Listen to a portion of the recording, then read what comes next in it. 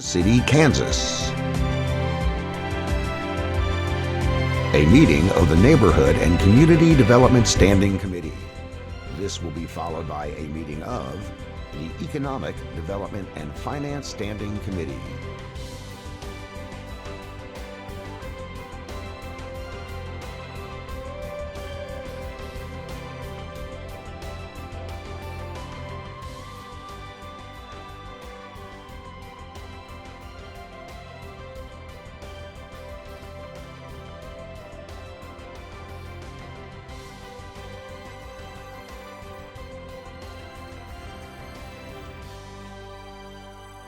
As possible into a microphone.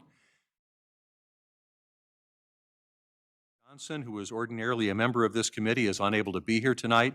Commissioner Bynum has graciously agreed to fill in his place, and so she will sit for both the Neighborhood Community Development as well as Economic Development and Finance committees.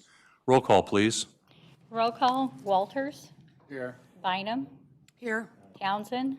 Here. Burrows. Here. McKiernan. Here. There were no revisions to this agenda after it was originally published, so that takes us to the approval of our standing committee minutes from December 2nd, 2019. There's been a motion and a second to approve those minutes as submitted. All in favor, please say aye. All opposed, same sign. Those minutes have been approved as submitted. That brings us to our committee agenda tonight. Everything on the agenda tonight is land bank business. And so I'll turn the floor over to Mr. Slaughter. Thank you, Commissioner. Good evening. We'll get started. We have a light agenda for tonight. First, we have some transfers. We have 6 transfers. The first 2 are 4533 and 4533R Orville Avenue. This is the old Indian Springs, soon to be the Scavuzzo's Foodie Park site, and this is the properties that are being requested tonight. So again, this is land that's already been approved for that project, and this is really just a logistics move to transfer from land bank to the unified government. So those are the reasons behind those 2 requests. And we have 4 requests for single lot builds with CHWC, and the first one is 1305 Sandusky, and that's right here up on the top of the screen. The next is 648 Ohio. 1300 Armstrong, and 1107 Grandview Boulevard. And again, there will be single-family builds on these by CHWC, 2 to 3 bedrooms and 2 baths on the house. And the last one we looked at, 1107 Grandview Boulevard, there may be a replat to split that property into 2, so we may end up with 2 single families on that one property. So those are the requests tonight for approval, so we can forward for final approval to the board. Any comments or questions from the committee about these requests? I'll just say that I really appreciate CHWC continuing to build, and 3 of these lots are corner lots on busy intersections, so I think it'll be big impacts from this. On terms of the transfers on Orville, those are transferring from the land bank to the UG so that those lots are available to fulfill the development agreement previously agreed to. Okay, so this is just a formality to put them in a state where we can deal with them as we've already agreed. All right. Any other comments or questions, or is there a motion? Move to approve. Second. There's a motion and a second to approve all of these transfers as submitted. Any further discussion among the committee? Anyone in the public like to make a comment on these transfers? Seeing none, roll call, please.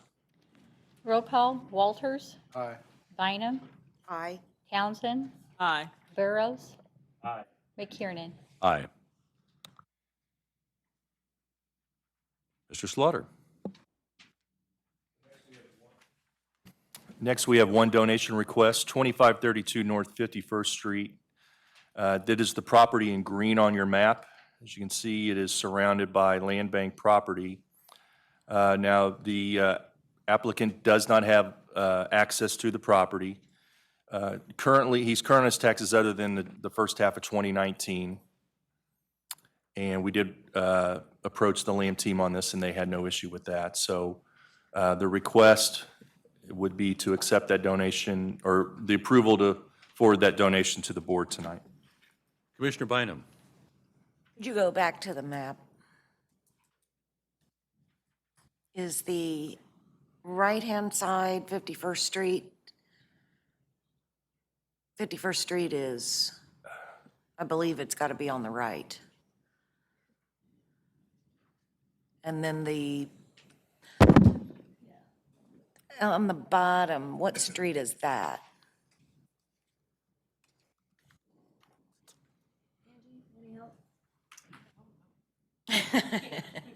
Here, we've got it here. So- Yes, it is. The lot they're showing us is right in there, Okay, and that is 51st Street right here. That's 51st, so the street on the south? South boundary is parallel. Oh, no. Well, it that's can't further south is parallel. be. No, it can't be parallel. So my question is. Oh, that curved street is Cleveland. Okay, okay. Yeah. So, but the point is. And everything in red is land bank, Correct. correct? And that is a lot of property sitting in the middle of a neighborhood that can't be accessed other than by the homes around it. Am I looking at that right?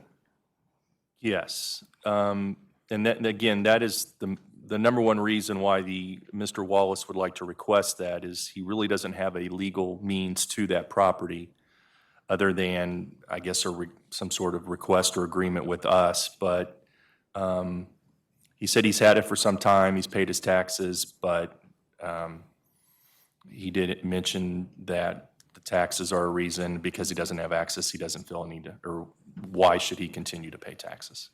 But I do think that this is an area that is ripe for, as we're continuing these conversations with developers about infill development. I mean, there is quite a lot of opportunity here, even without having additional infrastructure. And then, given a little momentum, then, you know, Right, I can see it would not be, I see a couple of places have where we could streets. cut a road through yeah. to access it for development. I guess that's what I was ultimately getting at is, I don't know how many total acres that is, but it's quite a bit of property. Yeah. We have the opportunity to reconfigure this too. If someone did come in and look at it, we could look at parcel boundaries as well as, you know, just a kind of a replatting almost of this area. So I think there's a lot of opportunity, and then how we do that could also possibly leverage the infrastructure changes that you were noting. Thank you. Any other questions or comments from the committee? Is there a motion from the committee? Move to approve. There's a motion and a second to approve this transfer as submitted, or donation as submitted. Any further discussion among the committee? Any comment from the public on this item? Seeing none, roll call, please. Roll call, Walters. Aye.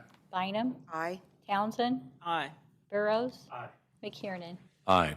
And I will just say, as a follow-up to this, I appreciate the fact that this property owner has paid his property taxes on this and has not left it or not let it go overdue for many, many years before finally donating it to us.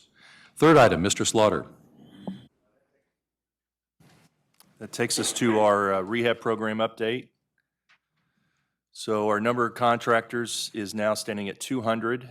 And as you can see, within the past year, we've almost literally doubled the amount of participation. Number of houses in the program is sitting at 65. Of those, we have 2 without offers, and those were just recently given back to us. So we anticipate we should have some interest in that once we do some open houses. Houses recommended for demo is still sitting at 54, and again, that is the total number that we've requested since the program has started. I believe we are still sitting around 42 that have been completely demoed. Houses with rehab started is at 41. The houses awaiting closing is now at 8. And that is based on the new ones we just received. We just had offers last week. We've had those approved, and some of those have requested title insurance, so the closing just takes a little bit longer for the title company to do their work. The completed rehabs now sit at 53, which takes us to the latest rehab completed, which is at 2720 Roland. And some before pictures of the property.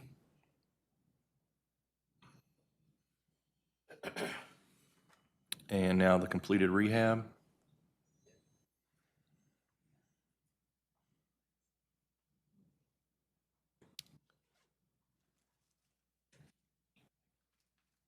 So some info on that property. It was in tax sale 338, just a little bit shy of 2,000 bid. This was bid up, but the bidder did not come and pay for it, so it came to the land bank.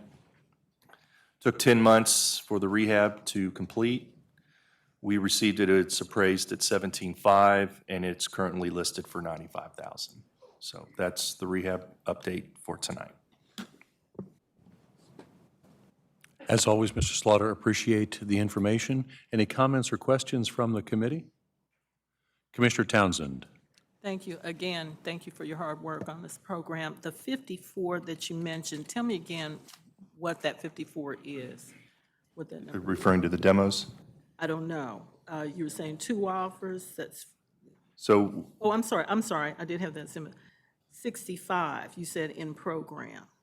those are the number of houses that are still in our name that either have rehab started, we're waiting to close so they can start the rehab, or that we currently have no offers on. Okay, all right, thank you. As always, appreciate the update. This is the final item on this committee's agenda. It was presented for information only. There being no other items on this agenda, we are adjourned as Neighborhood and Community Development. We will allow a moment for BPU Board Member Bryant to make his way up to the table, and we will reconvene as Economic Development and Finance.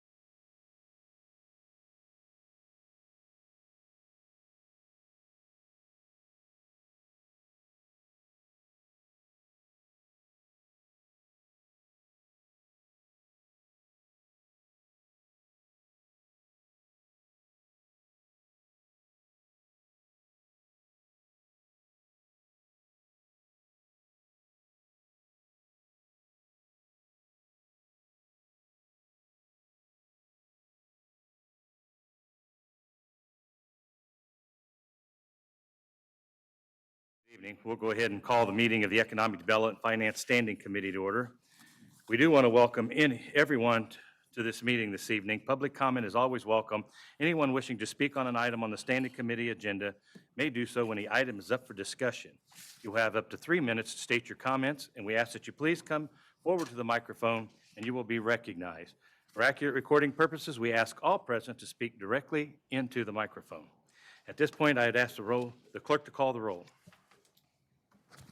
Roll call, Bryant. Here. Walters. Here. Commissioner Bynum for Johnson. Townsend. Here. McKiernan. Here? Burrows.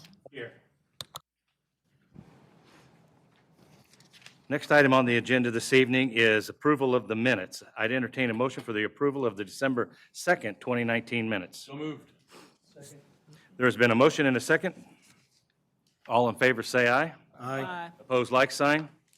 Hearing none, minutes have been approved. Thank you, committee. Committee, the number one item on the agenda this evening is we have a total of 4, but item number 1 is the cash and investment report for the 4th quarter. And it looks like we have Rick McKessick and Andrea Para, thank you, here for this item. So It's all yours, please. Thank you, Commissioner. The cash management and investment policies of the unified government require the cash manager to come and give a quarterly report of the activities of our investments throughout the year. And so that's what we're here for tonight, is to give that presentation. And as soon as it pops up, I will have Andrea jump into that presentation.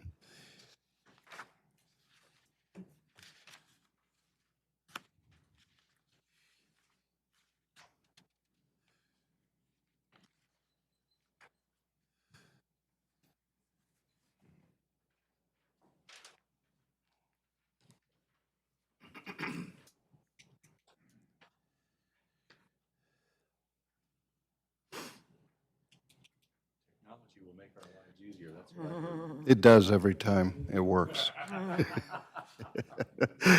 Do you need the slides to continue your presentation? Does everybody have the handout in front of them? I believe we do. I do. We can catch up once we, Yeah, let's If you let's don't go on mind. and do that. Good evening, everyone. I'll just start on the very first page. I believe it's titled Investment Summary. Total portfolio at the end of the year, 2019, we sat at about $219 million. Of that, the cash equivalent total is about 44%. Then you'll see the total securities between CDs and then federal agencies was at 56%. Days to maturity, I wanted to point out, is 245. That did go down a little bit from last quarter of 2019 to what was quarter three, which was 309. Mainly that's due to a lot of the securities we hold are going to be very short term due to the way the investment curve sits right now. Most things are in 1 to 2 year or under 1 year. Other than that, I'm going to move on to the next slide. The page in your hands. This is our compliance page. Wanted to note that we are back within compliance of the limits within a single agency or institution. Something we wanted to point out that we thought was pretty noteworthy was the amount of interest for 2019 has hit its highest for the last 4 years at about 4.6 million. Another thing we wanted to note is that our current target rate is about 2.16 as opposed to the T-bill bench rate, which is 1.5. So we are beating that as well. And I'm going to go to the next slide. Trying to go slow, but there's not a whole lot I can delay if he finds it or not. So, next page, we want to go over just some issue detail items. As far as the total amount of the CDs we have about 104 million in the certificate of deposit. Then in the federal agency totals about 18 million. And then the one other item we wanted to point out is the property tax held for other entities at the top is about 93 million. As you may or may not know, the obvious distribution we just had that hit 120 of 20 was quite a large distribution. So those monies were sitting in transit for other tax entities at that point. One other thing we wanted to point out that we are planning to do what we called last year was a Wyandotte County tax, or I guess bank, what would we call it? Tour, if you will. We're planning to do that again, probably in quarter two or merging into quarter three, depending on scheduling, to try to increase the amount of names listed in that cash equivalent section. Currently, as it stands, there's 16 Wyandotte County banks. We have a working relationship with 10 of them. I want to bring that as close to 16 as I can. So the plan is to reevaluate all the banks, go meet with them, Rick and I, and see what other things we can create in terms of business relationship with them.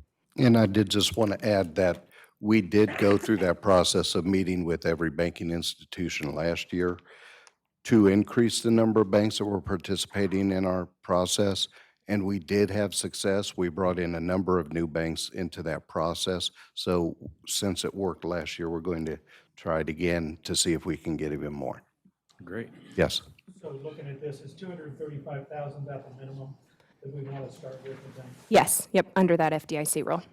Yep, yeah, we added 5 of them. 4 of them actually did that small minimum amount, adding 5 total banks to the active bidder list that we had from the year prior. Great. Yeah, Commissioner McKiernan. Thank you. Just so that everybody can be clear on this, although they would have presented some information that they talked about on slides on the screen that we're still working on that, all of the information that you have discussed has already been published and was part of the agenda packet that came out a week ago. So all of the slides, all the detail, all the information is there if anybody wants to look at it. And I just wanted to make sure we were clear on that, that there's nothing that was going to be presented here that wasn't already published. Correct. Last slide that I'm going to go over is just kind of the quarterly transaction detail through quarter four. I do want to point as I'm sitting here, I do see that there is an error. As you look on the coupon rate that you will see on your slides, it says 1.865% on the overnight repo. That actually is wrong. That is my fault. It should have been the quarter four, which was 1.605. I actually carried over quarter three 2019's rate by accident. I apologize for that. I believe it starts with quarterly transaction detail on the very top page. That is an error on my part. Are you? I do. Yeah, I do. And my last point I wanted to make was just no purchases. As you can see, our overnight is actually pretty high and comparable to the active T-bill rate that I've been watching and researching. The Kansas money investment pool, it's also quite higher than there as well. So the overnight just has the best rate for us at this point in time.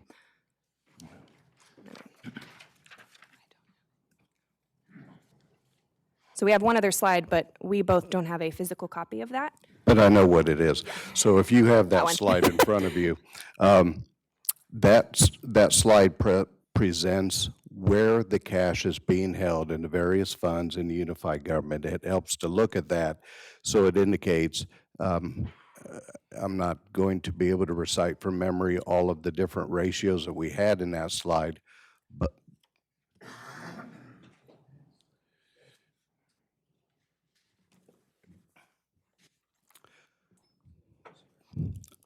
in this presentation of the chart, the capital projects fund holds 26%. The general fund is only holding 13% of the invested funds. Enterprise funds is holding 13%. Property tax admin is holding 30%. That would be the large amount of money that we distribute on January 20th. And so that gives a good picture of where the money is actually sitting at the time that we are reporting 12/31. Any committee members have a question?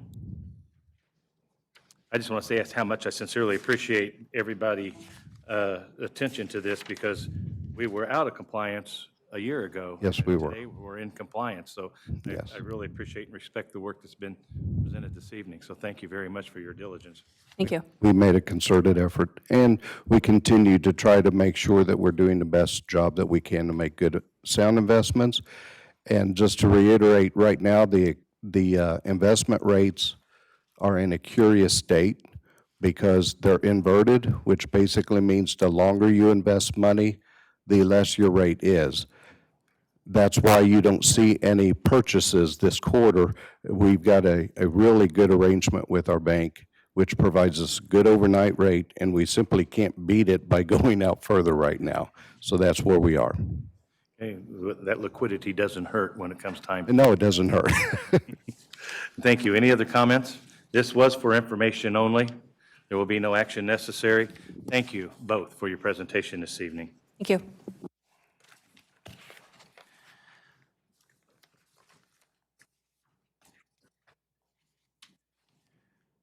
Committee, the chair is going to, we have a request to flip items 2 and 3. We have a large contingent here to discuss item 2.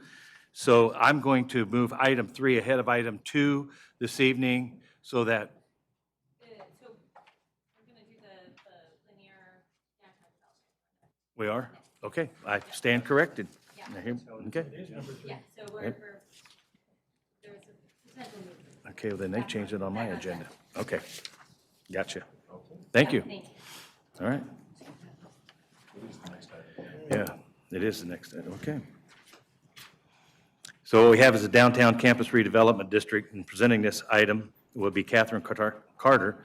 And we have a guest this evening. And Catherine, if you'd be so kind as to introduce our guest, not only to the committee, but to the audience too, please. I will indeed. Catherine Carter, Economic Development. I'm here with Willie Lanier Jr. of Lanier United, and we are going to be presenting a project that we've been working on for quite some time. I think it's an exciting public-private partnership that can really fundamentally change what our downtown looks like and the gateway to downtown and to KCK. So without further ado, I'm actually going to have Willie first and foremost kind of introduce himself and explain some of the projects that he's worked on in a little history. Good evening. Thank you for your time tonight.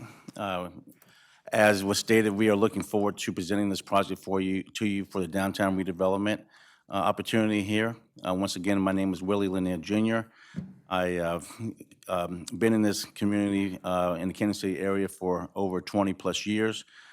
Although I lived in Kansas City for 10 years of my early life, first 10 years of my life until I've moved back to Virginia, where my father, who played for the Kansas City Chiefs, retired too. I chose to come back to the area after college and received an opportunity to work for J.E. Dunn Construction. That's what put me into the construction arena here in Kansas City, and I've touched all aspects of construction, from obviously large-scale construction to working with communities, working with minority suppliers, and minority and women businesses as well. I did have a very successful career there and ultimately chose to leave J.E. Dunn and start my own practice called Lanier United. This company, this firm, has been in existence for over 15, 16 years, and we have concentrated primarily on single-family construction in the early days, and then had the opportunity to work on in-town duplexes, fourplexes, eightplexes, as we graduated into larger-scale multifamily and so forth. I am a person who has been connected to the urban areas.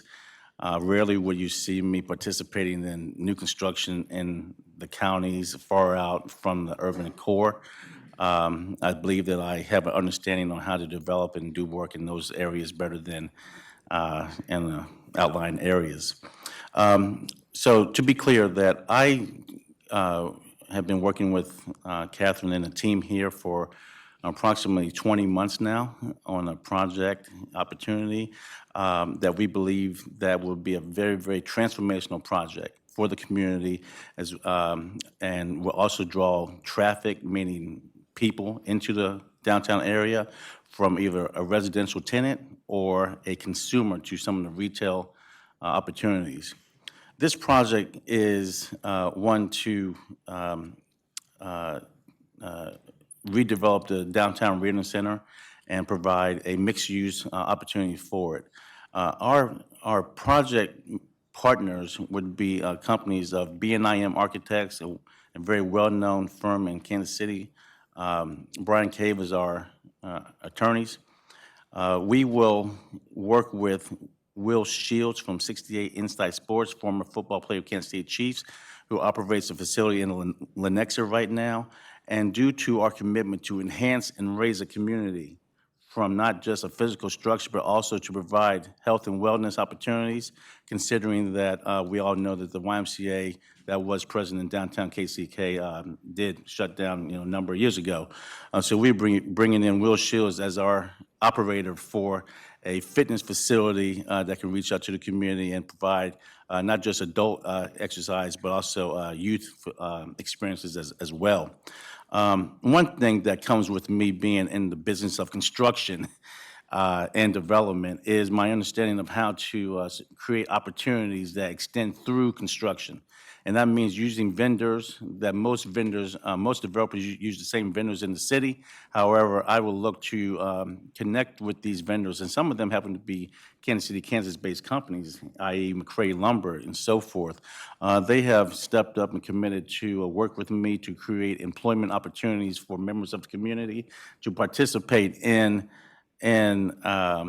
construction-related jobs and so forth.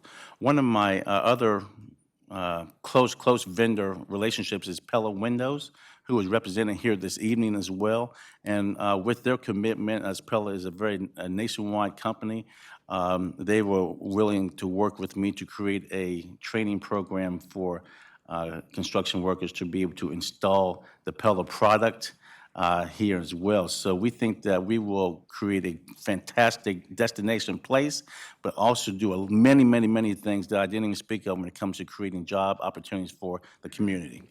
Our project, you want me to continue here? Okay, fantastic. Our project will look to create multi-family market rate apartment complex. Approximately 80 to 100 units will be on the site of the current Reardon Center. We will right-size the Reardon Center to be consistent with the market demand for event space.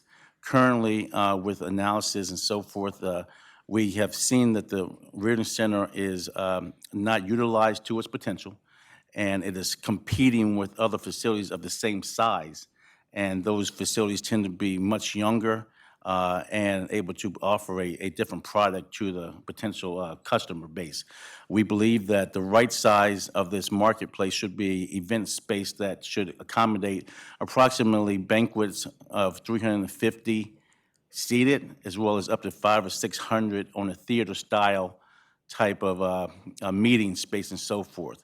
Later in the presentation, you will see what we project and believe our layout should be.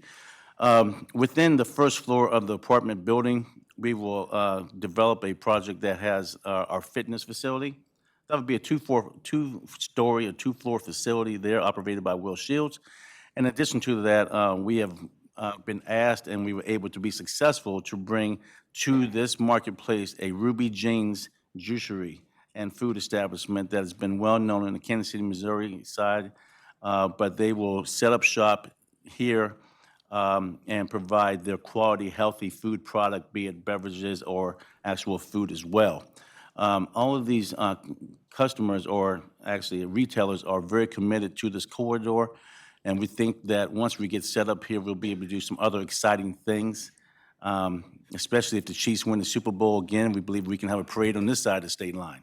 So we think that there's a lot of things that we look to do here as well, but our project would be of the highest quality material, craftsmanship, and so forth.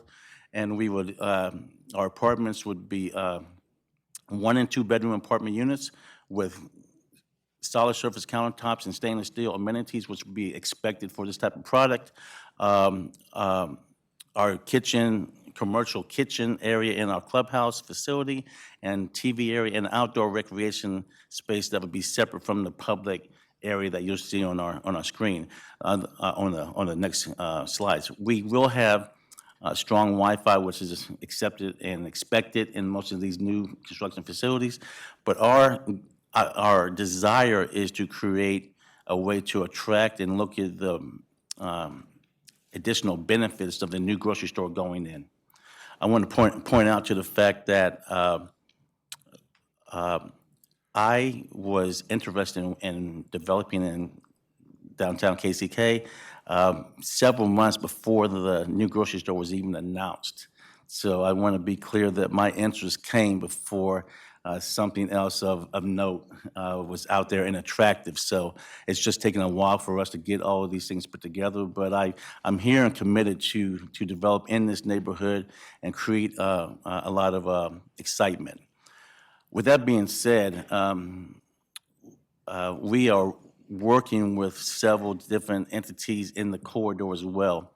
There are the First Baptist Church, which is over 160 years old, is extended themselves to me as well. And I believe that development should do more than just create buildings. It needs to start as a catalyst to raise a community.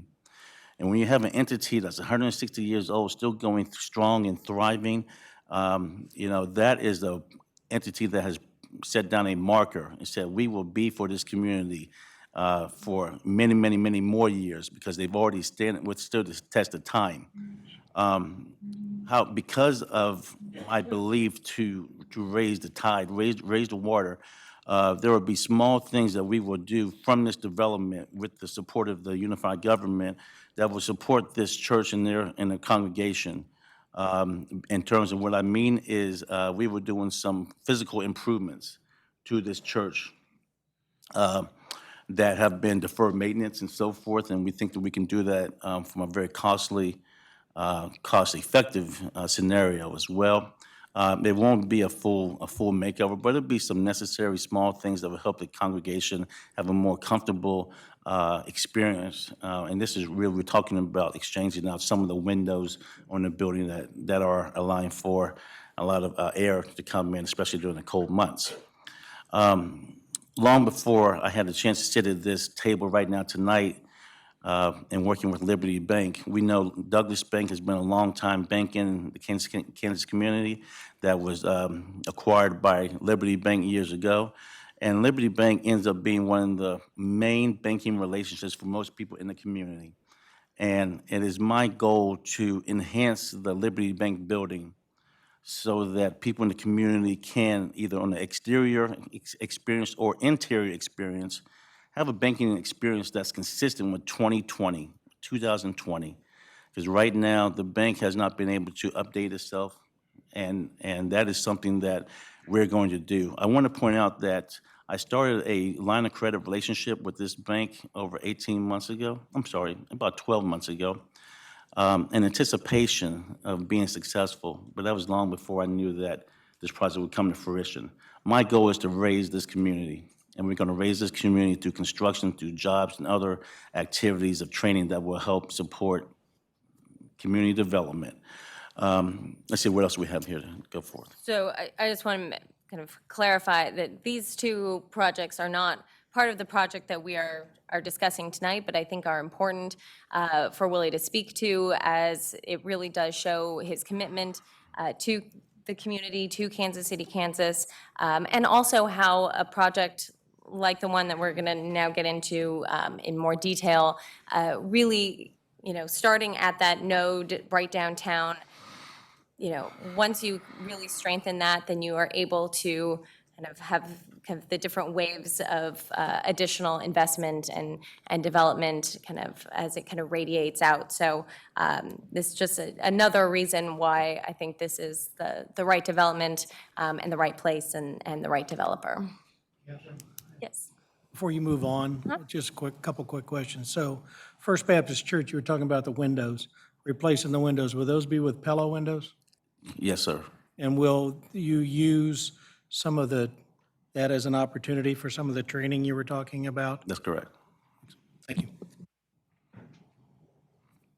So just to, we kind of went over most of this, but the overall project is a little over $23 million. There's the multifamily component, and we're going to see some pictures and some nice renderings here.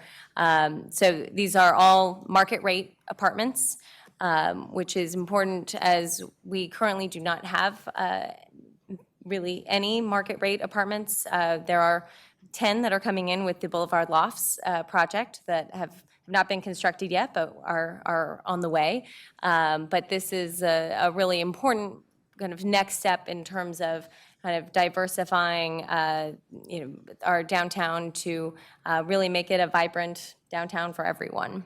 Additionally, the fitness center, as Willie mentioned, and the retail. And do want to mention with the Reardon Center, it was one of the reasons that we've had these conversations. Willie mentioned we've been discussing and kind of shaping and molding this project for, a year and a half, a little over a year and a half, basically since I started here. And one of the things that, we started out talking, we talked at a couple different locations.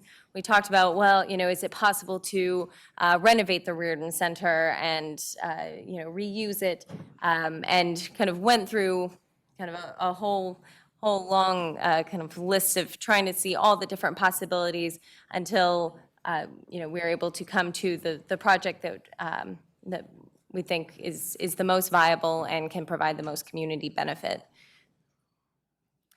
Just in case anyone in the audience isn't familiar with the Reardon Center, this is what it looks like today. Some of the things that are an issue are, It's very low density, as you can see. We're right in the middle of downtown, yet this is a one-story, technically two, it goes subterranean, but low density, it's not used on a daily basis, so you're not getting the kind of traffic that something like an apartment will provide and a fitness center would provide. Additionally, there is a significant amount of deferred maintenance. There was a conditions report that was done about 2 years ago. So I think the numbers are probably even more expensive at this point, but just to do the basic things, there's some mechanical, plumbing, some bathroom changes, just to do things to make this a bare minimum viable building moving forward, if that was the decision. Just that would be $6 million. $6 million that, you know, would just be going into this building.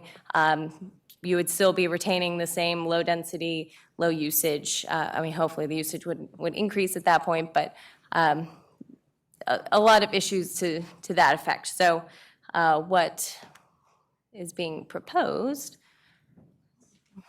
speak to this. Okay, so we look to do a lot with this site. And first, obviously, the long rectangular block is just a placeholder. It's just meant to show that this would be a 4-story building without any detail right now. We would go through a process to understand the community, understand some of the architectural needs in the community, and figure out what really makes most sense from a design standpoint. But this is only to show what could fit on the site and what our intent is. So that's long white structure. The rectangle structure would be the apartment building. On the first floor of the apartment building on the Minnesota side would be retail there. And to the left of that section, that would be a 2-story fitness area. On top of that, where you see the grass, green on top of the structure, that is the 3rd floor of the apartment building.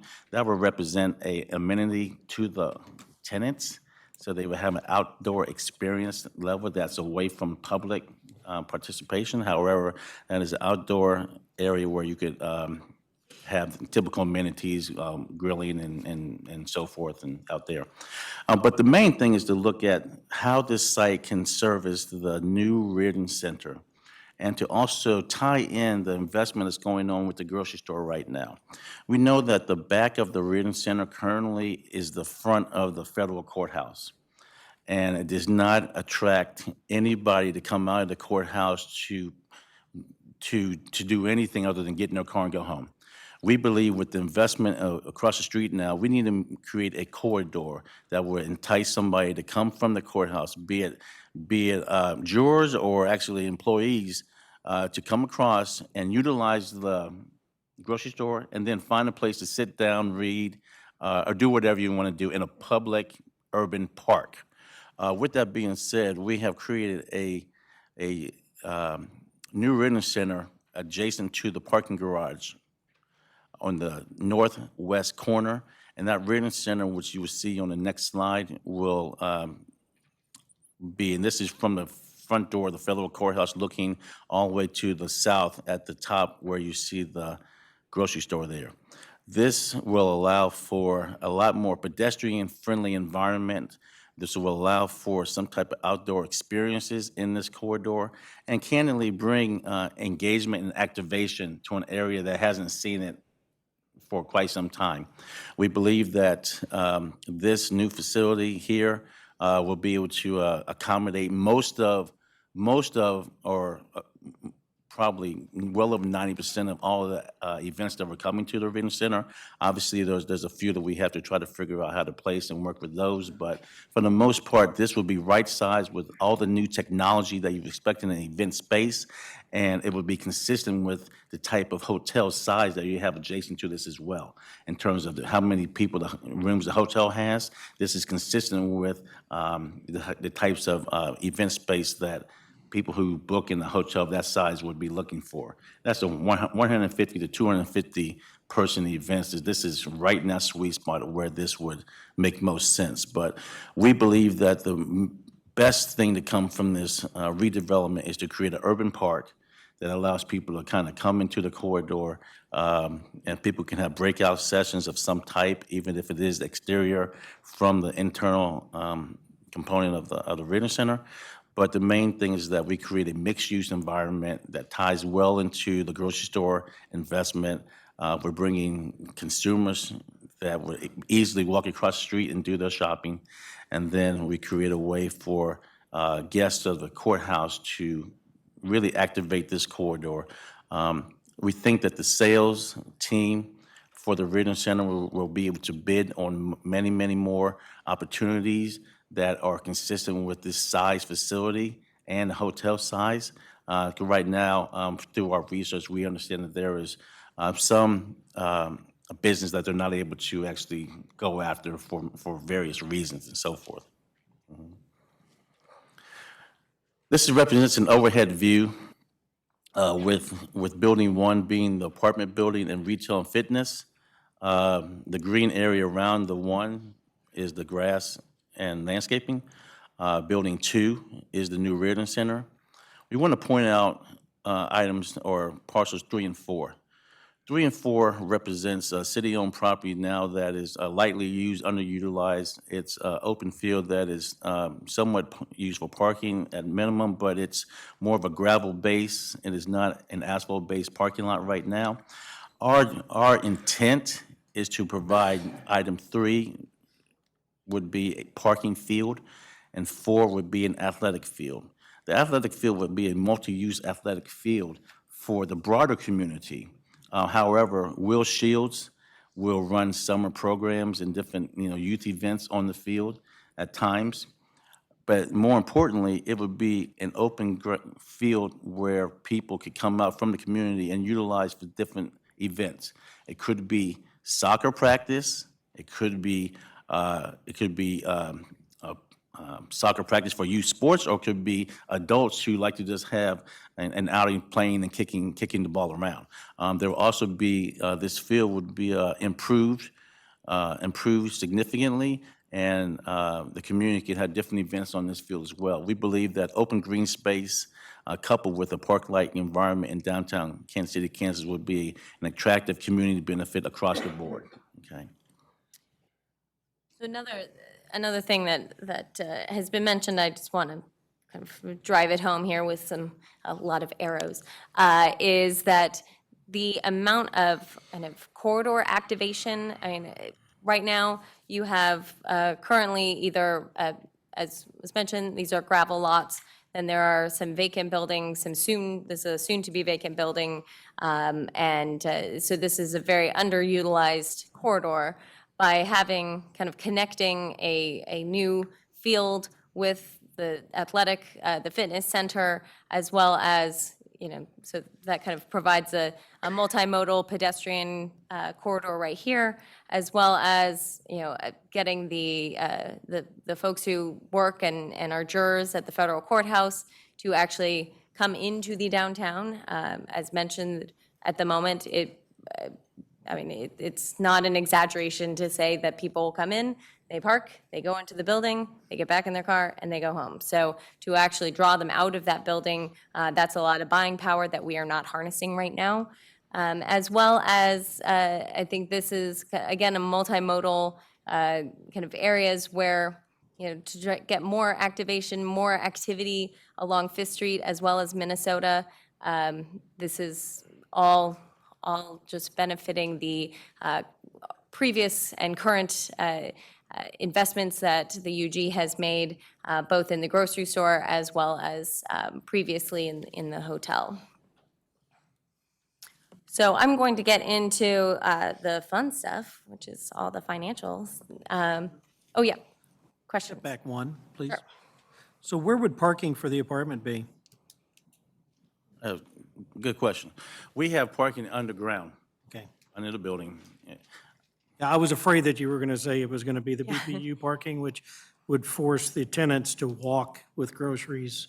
Yeah, that's a great, so if you can picture it, there's actually a fairly significant grade change from Minnesota down to state, which actually allows for a pretty seamless, without, totally, They'd enter from the State Avenue side. So parking technically would be the ground floor of the current Reardon Center right now.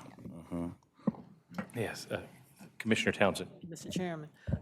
Good evening, Mr. Lanier, Ms. Carter. Number 4, space 4, just so I'm oriented correctly, is that the lots to the east of the Willa Gill Center? correct, yeah. The Willa Gill Center is right here. Okay, So there's a retaining wall kind of right here, and then kind of anything east is currently just a gravel lot that's not technically utilized. Any other questions before we get into the finances? Any other questions, committee, before we go on into the financing? Yeah, I think we're going to have more questions as we go along. I figured as much. Okay, so this is a complex deal. I'd like us to really think of this really as a public-private partnership. This is a community amenity and an asset that I think if we do this correctly can lead to a lot of great things. So what we're looking at is there is actually already a CID in place. This was put in place in 2013, so using the current CID, so this is not adding anything additional, staying within the petition that was put in place for that CID, which was for infrastructure improvements in the area, so that's throughout that block. So that is what that would go for. So no real change there other than there would be kind of more significant infrastructure potentially that was not envisioned at the time that the CID went through. Okay, Catherine, just a second. But I do have a question. So that 2%, that's on every retail sale. So everything all the retail, storefront retail, will have an extra 2% to support the CID on top of our base of 9.125? And again, this is something that has been in place for 6 years. We had discussed whether it would make sense to remove the CID and start over with a new petition, potentially with a lower level, but then you're having a longer duration. So Okay, thank you. That's all I wanted to know. And Catherine, I do have a question in reference to that also. The CID was put in 2013. What's the normal length of time on a CID for payout? 22 years. 22 years? Yep. So we're going to extend this up to, So we're not extending anything. We've just already done, so 6 years have been used. So it will continue in its current trajectory to 2035. 2035. So we're not going outside of what we Correct. normally do. Staying within, yeah. Thank you. The next piece is a tax increment financing, a TIF district that we'd request to put in place. The way that this would work is, as TIFs all work, is the capturing of the incremental property tax. Currently, because there have been no property taxes paid on this, as it is UG-owned facility, we are starting with a very low base. So there's a decent amount of money to be captured there. What we have discussed is it would be over the course of the 20 years would be an average of an 82% abatement or redirection of the taxes. So what that looks like kind of in the actual schedule is for the first 12 years would be 100%, and then with each succeeding year after that would be a reduction by 10%. So by year 20, you're down to only a 20% abatement, which means that Mr. Lanier's group would be paying 80% of their property taxes at that point. Yes, sir. Got a question. So right now, you have the base assessed value at 0. Now, this property has an appraised value, but it's assessed at 0 because we own it, right? If anybody else owned it, it would have an assessed value as well. Correct. Okay.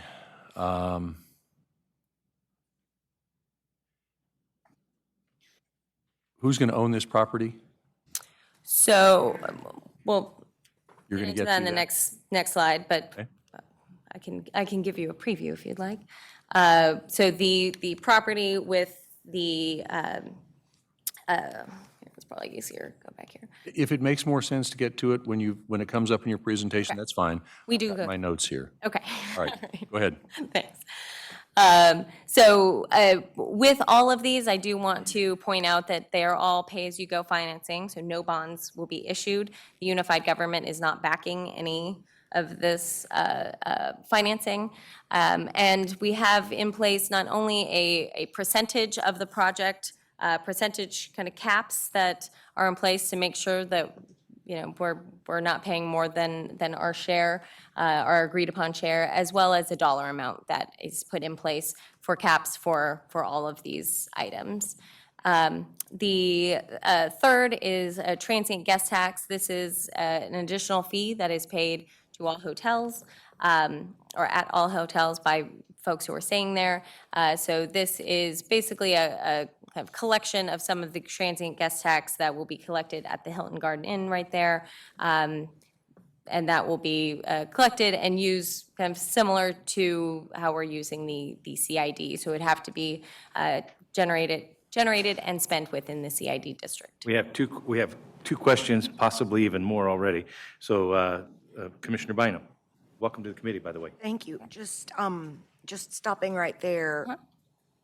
If you can help me remember, I don't normally sit on this committee, but I think I remember in special sessions and budget conversations among the commission for use of our transient guest tax dollars. So Plant economic development. yeah, so all transient guest tax, it is a very specific uses that those proceeds can be used for. It doesn't just go to the general fund. So they have to go towards specifically tourism-related activities. And so in this case, those proceeds would be going specifically to the Reardon Center redevelopment. But are they necessarily only Hilton Garden Inn receipts? So for this project, they're only collecting that from the Hilton Garden Inn, as we do see those as, this is a very tied project. We think that this will assist the Hilton Garden Inn, hopefully quite substantially. Thus, we'll use that to keep the new Reardon Center looking pristine. And then, yes, not getting involved with the other, we have pretty significant revenues from the other hotels throughout the community. Commissioner McKiernan, you had a question? Thank you, yes. So we're going to grant $1 million of existing transient guest tax income as one of the public contributions to this project. On the total project revenue, or what you showed as the incentive projection, the sheet you sent us late last week, there's a column on the revenue side that says UGTGT retention. So transient guest tax retention starts with $355,000 and goes up from there. I'm curious, where are these transient guest taxes being generated? At the Hilton Garden Inn? At the Hilton Garden Inn. Then we're kind of showing these as new revenue, but isn't that revenue that's already coming to the Hilton Garden Inn from rooms that are already being booked there now? Or are we saying that this project will drive additional bookings at the Hilton Garden, and we're estimating that those additional bookings will generate over $300,000 a year? The latter. So we believe that this will generate more bookings as we move forward by having a state-of-the-art convention center related with right next door to the Hilton Garden Inn. Certainly don't have to do it tonight, but at some point I would love to just kind of get kind of the algorithm, kind of the formula that you use to estimate how many rooms, room nights additional are expected to be booked with the presence of this center. And we do, when we get to the point of testimony, we do have the Director of Sales and Marketing from the Hilton Garden Inn here to speak, not probably specifically to those, to this kind of formula, but to generally the idea that this is beneficial for their hotel as well. So if I may, Catherine, do we know what the maximum amount of TGT monies are available for economic development purposes? Well, so universally, it's not specific to economic development, but it is specific to tourism funds.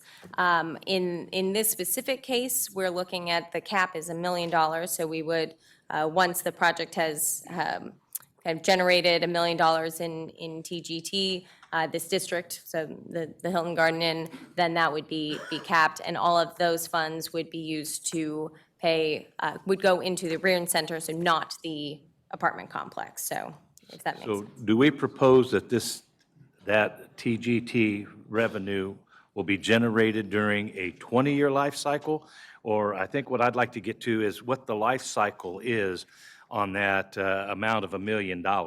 Because if we're talking about tying up those additional transient guest tax dollars, there will be other economic development projects come forward to see how this is utilized, and now that will become an economic development incentive for others. So I don't want to shoot all of our money in one project. I'm cautious about that. Yeah. So can you tell me what the lifetime of the return on that might be? The assumption, and I think I may have actually sent you all not the most up-to-date, and I apologize. It's in the larger packet. But the assumption is that would all be within about 10 years that they would get to $1 million. Okay, good. Maybe I just printed out the wrong one. Yeah, it would be about 10 years. And again, these revenues would only be coming from the Hilton Garden Inn, so we would still retain all of the revenues from all the other many hotels throughout the community are going into a fund to be used for other projects throughout the city. Well, I know the fact that we've set that incentive aside, those dollars aside to assist in economic development. You just want to ensure that we still have dollars available for Yes, other projects that may come forward. I'm not saying this isn't a good use of that. Please don't take that Yeah. message away from this discussion.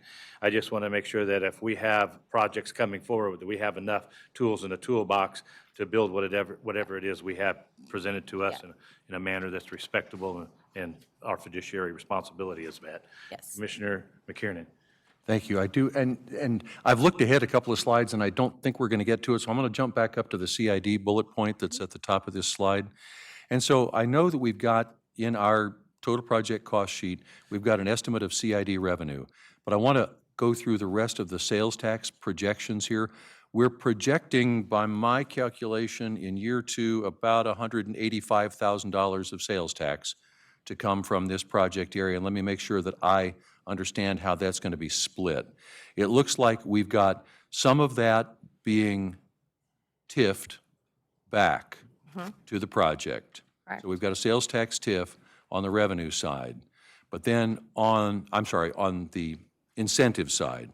Then on the UG revenue side, it appears that there is sales tax city EMS, sales tax city public infrastructure, and sales tax county. Do I understand that those three represent sales tax that we will, in fact, recover from sales on this project?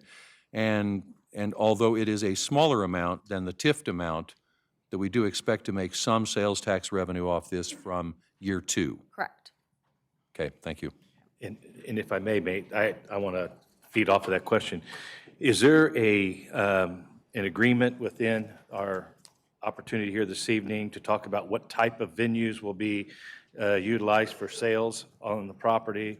I'm thinking, I don't think the community would be accepting of a liquor store, tobacco shop within that. And no disrespect, Mr. Lanier, I'd like to have an idea what kind of retail sales you propose in that downtown corridor.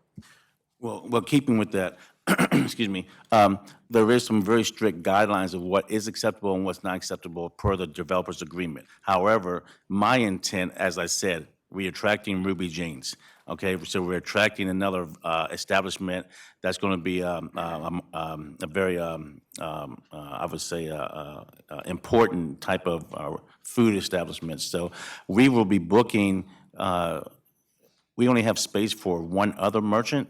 We have the fitness center, we have Ruby Jeans, and we have one other merchant. So that merchant would be consistent with the quality of the other two and operation and so forth. But some of those sin businesses, we would say, it's very clear per the developer's agreement what we can't bring into this operation.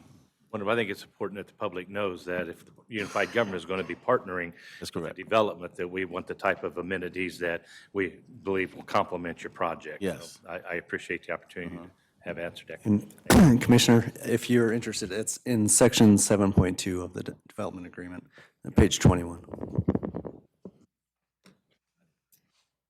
So the final item that is kind of another piece of this financing puzzle is a Section 108 loan through HUD. This is a financing mechanism. Basically, it's a low-interest loan through HUD, and so we have agreed to submit an application for a $5 million loan on the project's behalf. This would be 100% paid back by the developer. But we would just work with all the other governmental entities to get that moving forward.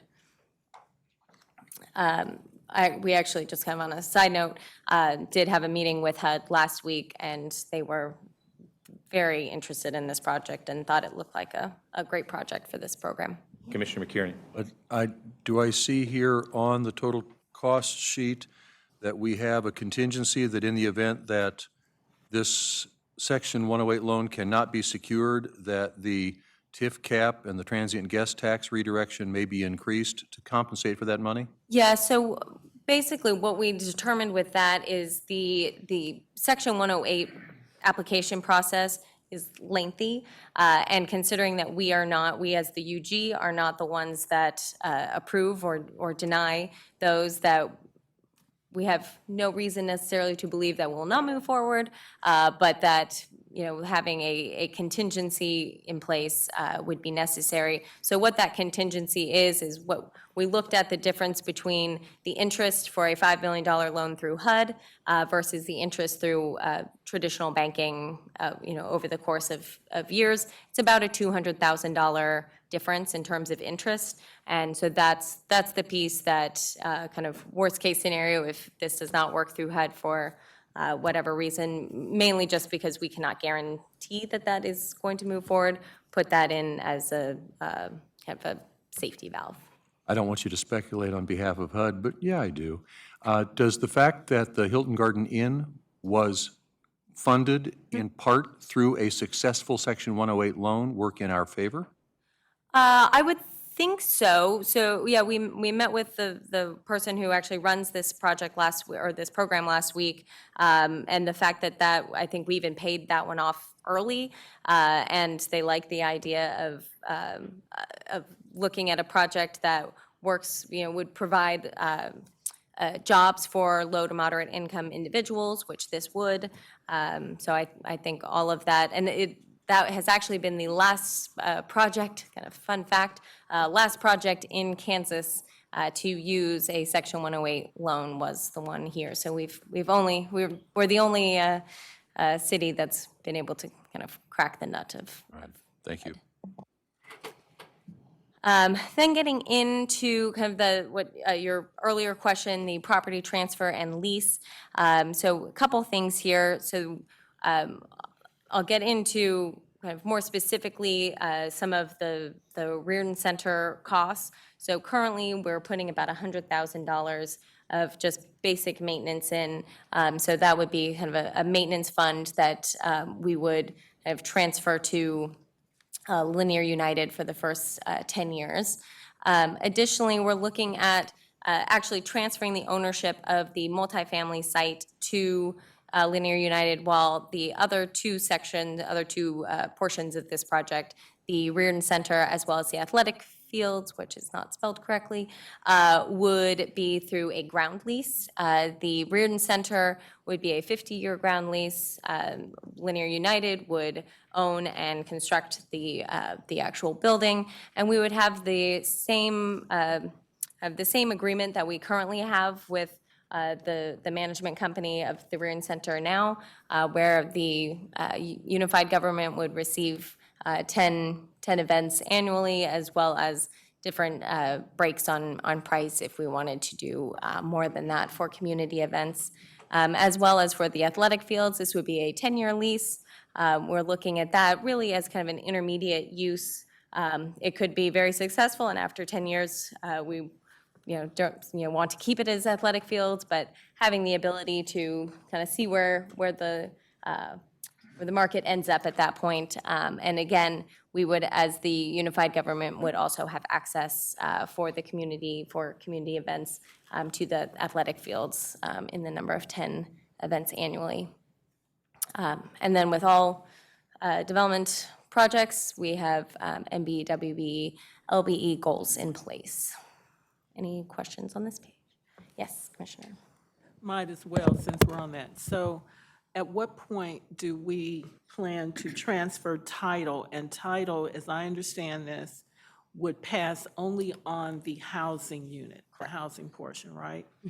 At what point do we anticipate transferring title? I think once we get through all of the approvals by the elected body here, as well as, really at the point that we're actually ready to have Linear United start the demo process and rebuilding. So title would pass before any of the construction actually begins? Yeah. Okay. With regard to the lease, particularly on the athletic field, because that's something I don't think I had seen before. During the lease, for those periods, who is going to be responsible for upkeep? That would be Linear United. So while we would, the UG would own the land, it would be fully leased, maintained, run, managed, everything by Mr. Linear's project. So with this athletic field, what access does the general public have? Is this a private kind of entry setup? I see the UG can identify 10 events, but we talked about opening this area up as green space and all that. But what about actual access by the public to this field? What's the plan? It is intended to be accessible on a walk-up and use basis. However, there will be obviously some protocols and guidelines to how the usage is meant to be. But the key is that it is meant to be open and accessible by community to use on a moment's notice. But we clearly will have some type of guidelines, stated guidelines at entry points and so forth. It would be a fenced environment. But it is meant to be open for the public to come out and enjoy and play and do those types of things. It's not a dog park for sure, but it's definitely meant to inspire people to come out and use it for exercise or any other type of outdoor activity that you would have at a large open playing field. Okay, I'm still trying to get this in my mind because you mentioned wanting to construct an environment that would be conducive, say, for people in the courthouse or who lived or worked in that area to come out. They couldn't just walk over there on a moment's notice and just sit in the park. So when I mentioned the courthouse, I'm sorry, when I mentioned the courthouse, I was referencing clearly in between buildings 1 and 2. Okay. So those people, those guests, employees could come across the street. It's directly in line with the front door of the courthouse. And that orange line that goes, a vertical line there, to the grocery store. We anticipate that becoming an area of congregating and so forth by people in that corridor. Parcel 4 is meant to be more athletic, youth sports, or community citizens come out and throw a ball with their kid or son or daughter or something of that nature. We don't necessarily envision an employee base downtown utilizing that field. Parcel 4, we believe that would be mostly community members in the corridor that want to utilize a nice manicured, well-maintained athletic field for some form of fashion. But again, it's not anticipated that with 4 you could just walk up and use it. It is anticipated to do that, but with any public environment now, obviously, we would need to have some type of guidelines to usage in terms of time, when it could be allowed to be on site and so forth. And we'll have some of those basic things open at sunlight and closes at sundown, or, some of that type of guidelines should be in place, but it's intended to be open for someone to walk onto the field and use it at their will. Even if they work at the courthouse and just want to go over there for lunch. even if they want to go from the courthouse, for sure. But like we said, if someone wanted to come out there, and no matter where they are, it's open to the entire community. That's our intent. Okay, thank you. Yes. Commissioner Walters? Projected assessed value. Could you just go through how you came up with those numbers? It's the second column. Could you use the microphone, please, so that we're able to hear the question? Thank you. Sorry, I tried, but I failed. On this page, projected assessed value, I'm interested in how those numbers were created. I personally did not create those numbers, but generally how that is done is looking at similar comps.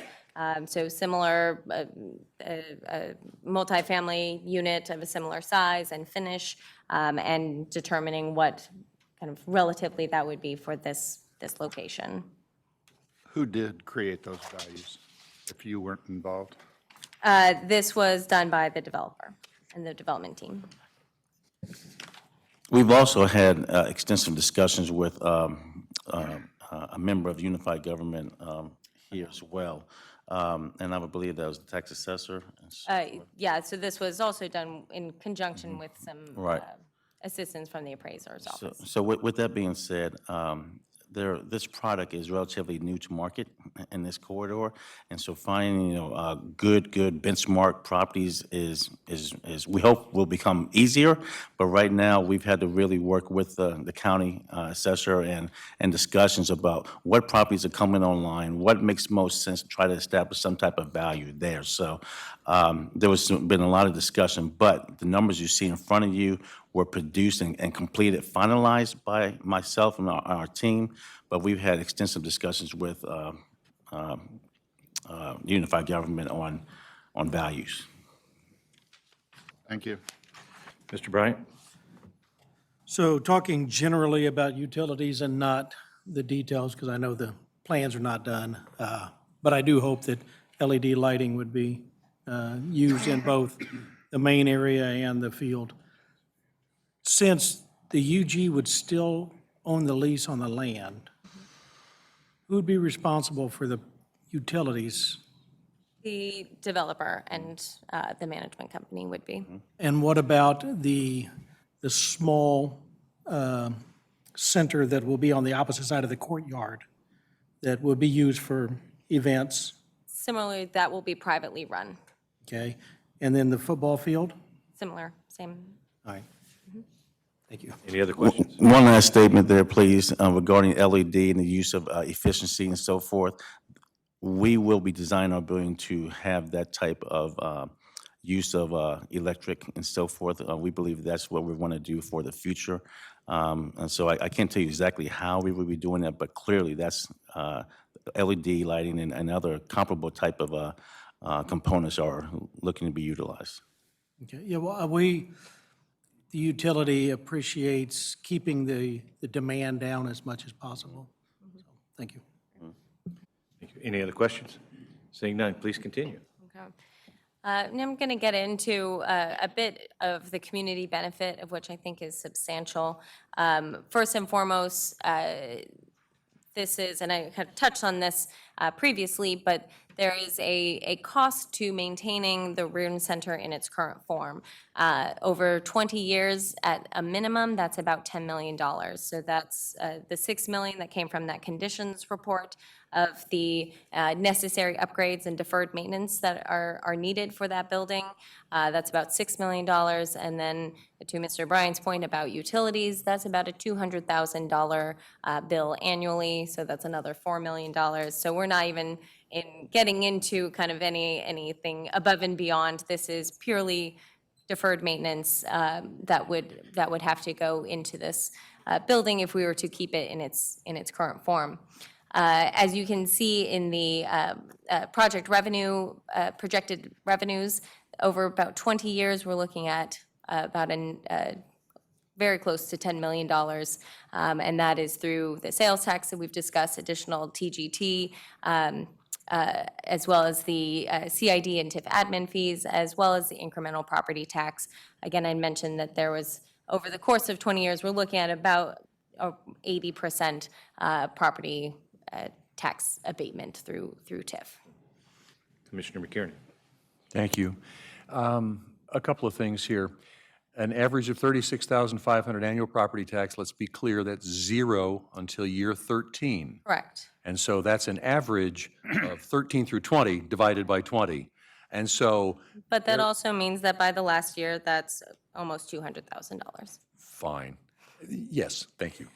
I'm sorry, I didn't want to get that attitude there.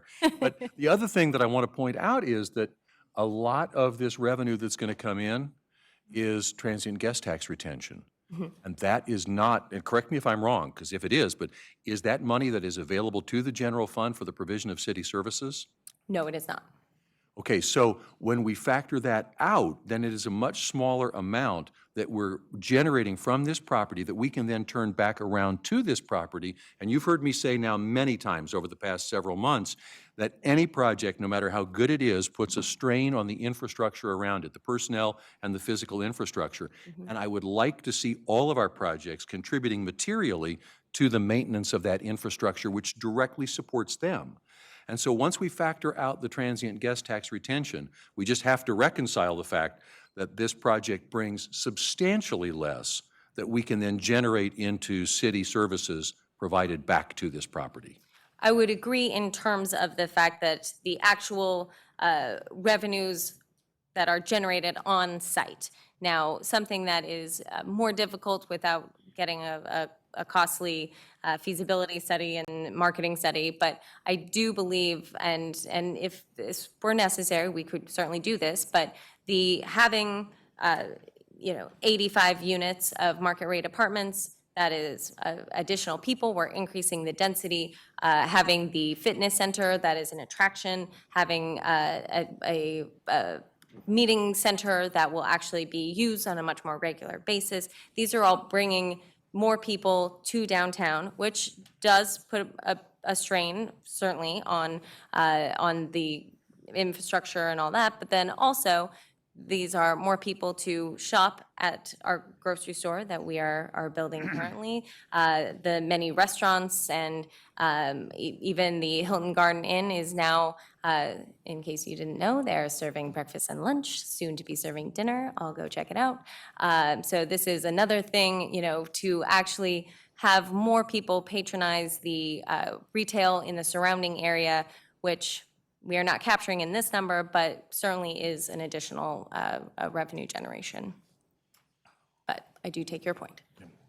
I think in all fairness, if I may, I believe what the commissioner is wanting is a return on our investment that shows that if we're willing to put forward this type of partnership, that we see the best return on our investment as we can. We want your project to succeed, but we're also held accountable for the dollars that are spent. And so I think we're just looking for some reassurances and the public getting the answers they need this evening. So I believe that's some of the crux behind the questions you're getting this evening, that those dollars will come in as they're projected, but there's residual issues that come up, investment as well as expenses that we're going to be asked to participate in. So I think that's what we're very aware of, so. Yeah, oh, yes, Commissioner Townsend, thank you. Well, Commissioner Kierman's questions made me think about one I wanted to ask. The $1 million that the UG is going to contribute that would normally go to Reardon Center maintenance, is that money, the use of that money restricted only for that purpose, or could it be used for another? Correct. It would have to be used for the Reardon Center. Okay. And give me an idea, we're talking about the fact that these would be market rate, not subsidized. Do we have any idea at this point what that market rate would be? There may be people who are in the audience or listening at home saying, maybe I'd like to move in. What are we actually talking about in rentals? So we are looking to maintain a rent for a one-bedroom in that $975, $1,000 a month range. A two-bedroom unit would be in that $1,175, $1,200 a month range. Okay. Thank you. Just to go over a couple more community benefits, and I do believe there are substantial. This will continue to stimulate growth, as we have discussed already, north of Minnesota Avenue. This is something that we've put in. The UG has made significant investments with the grocery store in particular of late. And I believe, and this has been borne out, if you look at our friends across the river, as soon as they built a grocery store, the number of apartment units exploded. And this is kind of the first in what we hope to be probably additional apartment, multifamily units in downtown, as well as increased meeting, convention, and hotel visitor traffic. And then this is all stuff that I've mentioned before, but I do think that this will show that the increased density increases the people who are able to spend money in the retail areas in the downtown and make our retail establishments all the more strong. And finally, bringing the fitness center back to downtown. I know that has been sorely missed. Since I got here about 2 years ago, that has probably been the number one request I have received is, when are we getting a fitness center back downtown? And so I'm happy to say that this would do that. And then, Willie, do you want to talk just a little bit about the additional benefits that having Will Shields succeed inside sports will bring to our downtown? Yes, so Will Shields is someone who, in his post-football career, has dedicated himself to health and wellness. His own personal journey, he's carrying a lot less weight today than he did when he was on the football field, and he's realizing that weight is not good when you aren't getting paid to keep it on you. So he's very much into health and wellness. So through that, he gets asked to do a lot of other things outside of running his own business, and that is support youth activities, speak, and things of that nature. So through youth education and healthy living programs for families, he is participating in that, and we look to bring those types of services to this community. However, since he is one that can provide guidance and support and direction to young people, he will also administer programs, which he does already currently at his other facility, to inspire kids to get access to STEM-related fields. Obviously, the Kansas City Chiefs have a huge connection with KU Medical Center, and so even in that component, healthcare jobs and so forth is something that he'll work with them on to provide access to, or at least educate young people on what can be. So we will look to bring some of those additional type of programs outside of just treadmills, cardio, and fitness, but how you really kind of use health and wellness to impact people and then also show them career paths in the future. And that is our presentation. We'll take any questions, and I believe there are a few people at least who are here who would like to testify. Committee, questions? Yep. Please, Commissioner Townsend. Thank you. I have just a few. I think Counselor alluded to this. There are certain uses that are prohibited by any agreement between Mr. Shields' organization and the UG, and I looked through them in the executive summary. What I didn't see, and was wondering if there was any particular reason, so many things from nightclubs to hookah bars to seasonal tax, mobile homes. But one of the things that has been of concern in certain areas of the city are what we call dollar stores. Was there any particular reason that something like that was not included in here as a prohibited use of the retail space? I think probably the biggest reason it wasn't is because the size of the location would be too small realistically for a dollar store or something similar to go in. So you're basically looking at a couple, like about 6,000 or so square foot retail units, and but. Well, I thought about that, but then I see we excluded mobile homes, Well, parks. that is, yeah, that's So, boilerplate language. so, I mean, just to be on the side of caution, I'd like to see that included, since we've included mobile parks We'll bring in the attorney. now.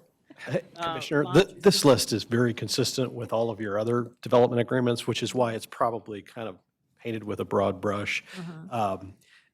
If and to the extent dollar stores are a real concern, I'm sure that Mr. Lanier would be willing to agree to it in this case, but this list is just this list of restriction is completely consistent with what you've done in a bunch of other development agreements that are similar.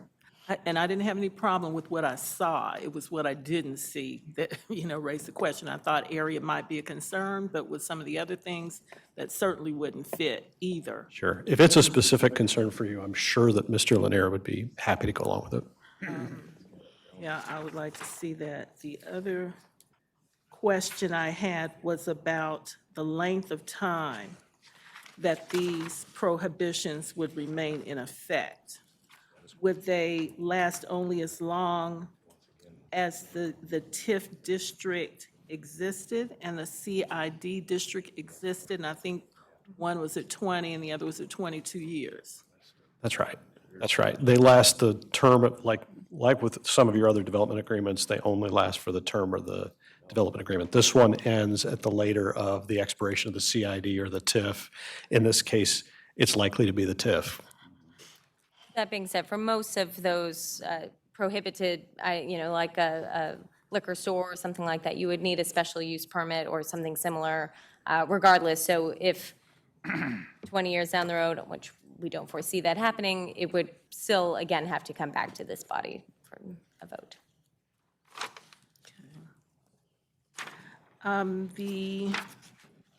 Correct me if I'm wrong here, the way I read the summary was that with the sale of the ground on which the retail and the housing would be, the UG will get $100 for that property, right? That's right. Essentially, you're giving that site, that site is being given for free. So that's just a recitation of consideration to make it a valid transfer, but that's right. It's essentially for free. Okay, thank you. Any other questions from commission members? I do have a question. What is the total cost of the UG's investment with the TIF, the CID, the $1 million, TGT, and whatever incentives we have offered this evening and discussed? What is the UG's total investment of the nearly $23 million project? Yeah, how about that? It's $8 million. So it's about 35% of the total project cost. Okay, all right. Any other questions or comments? Is that inclusive of the ground? No, there was no assumed value for the ground. Commissioner Bryan? So I'm assuming that as far as the revenue back on sales tax, there'd be nothing on the rent, but what about on memberships to the athletic club or facility? Will there be revenue made that will be funneled back into the unified government from that? I don't think there's sales tax on fees. On membership Are you asking about the sales Going tax? to be on sales those? tax on membership fees, or, I'm just wondering what revenue is coming back to the UG to repay the $8 million investment from the UG? Because, we own the land already, so I just want to understand how the win-win, so. Yeah, I think it's twofold. So one, we are not spending the money that is projected, so that's a savings, a very legitimate savings of $10 million. And then additionally, if you look at the incentive projection like this, there are pieces of sales tax that will be coming back, as well as property tax, admin fees. It all totals to just over, or close to $10 million in projected revenue over 20 years. And I think specifically to your question, there will be sales tax events that occur within the fitness center, within the Reardon Center, and of course, obviously, the retail portion of this thing. So there are new retail sales events that will generate additional sales taxes that are not there today. Yeah, I'm just, calculating the number of spaces in the apartment complex at the estimated rent, and that's $1 million in revenue a year, roughly, without any events at the center and stuff. I'm just wanting to understand how, I understand that it's a for-profit business. Yep. But it's a for-profit business that'll be using the property and funds from unified government, so. Well, Mr. Lanier, if I may, I just want to say thank you for looking at Wyandotte County as a partner for your project. It is, I hope that this project is part of the catalyst that we as a local government recognize our community so sorely needs. I know I personally appreciate the market rate apartments. We so sorely need something to start a base for us to identify what the value of what I call the prime property on the hill is worth. And I believe that the downtown convention center, the deferred maintenance was shameful on our end, and I commend you for stepping up and partnering with us to provide another event space within our community that's not only state-of-the-art, but one that's available not only to the commission, but to the community as a whole.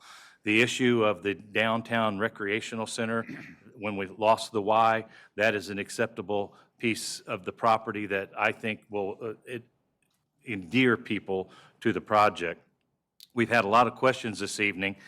I know I'm going to do something a little bit different. I'm going to ask at this point, if there's no more questions from the commission, that if there's anyone that would care to speak to this project in the audience this evening, the public, I will remind you that you only have 3 minutes in which to state your case, and I ask that you state your name and address, and I'm going to ask for proponents first of the project so that we can keep those separated. But at this time, is there anyone from the public that would care to speak to the project? Please list your name, address, and you're mindful you have 3 minutes. As they're walking up, may I make a comment real quick, please? Yes, sir. I want to say thank you, thank you again for the opportunity to present this project. For me, I tend to create competition for myself.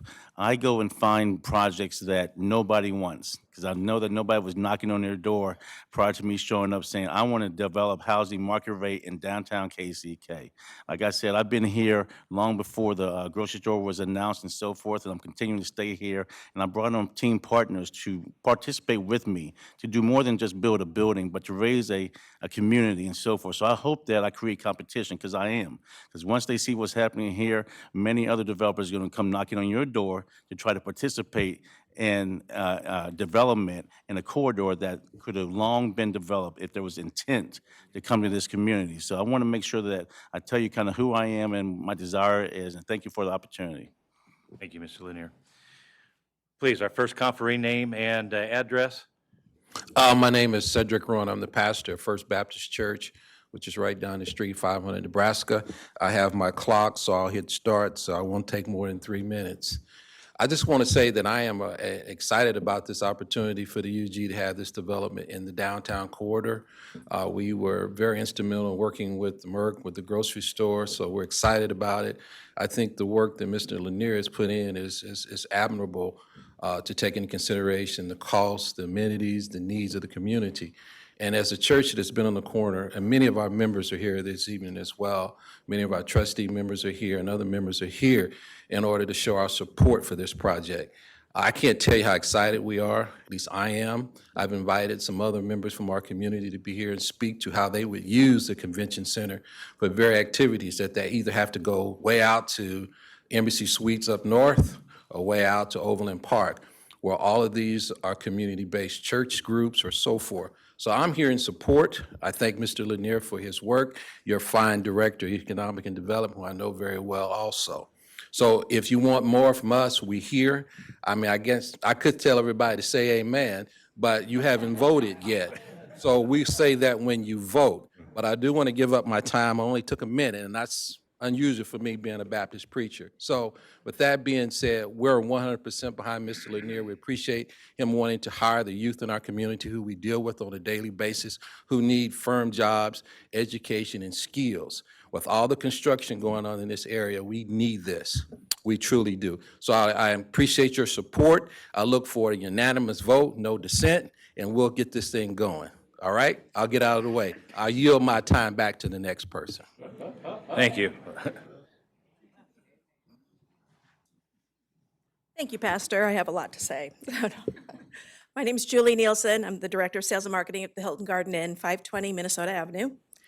We're very excited to be here tonight. I was very thankful for the invitation. Our building is managed by Peachtree Hotel Group, and the Hilton Garden Inn is an award-winning brand providing business and leisure guests upscale, affordable accommodations and unexpected amenities for experiences that are simply on another level.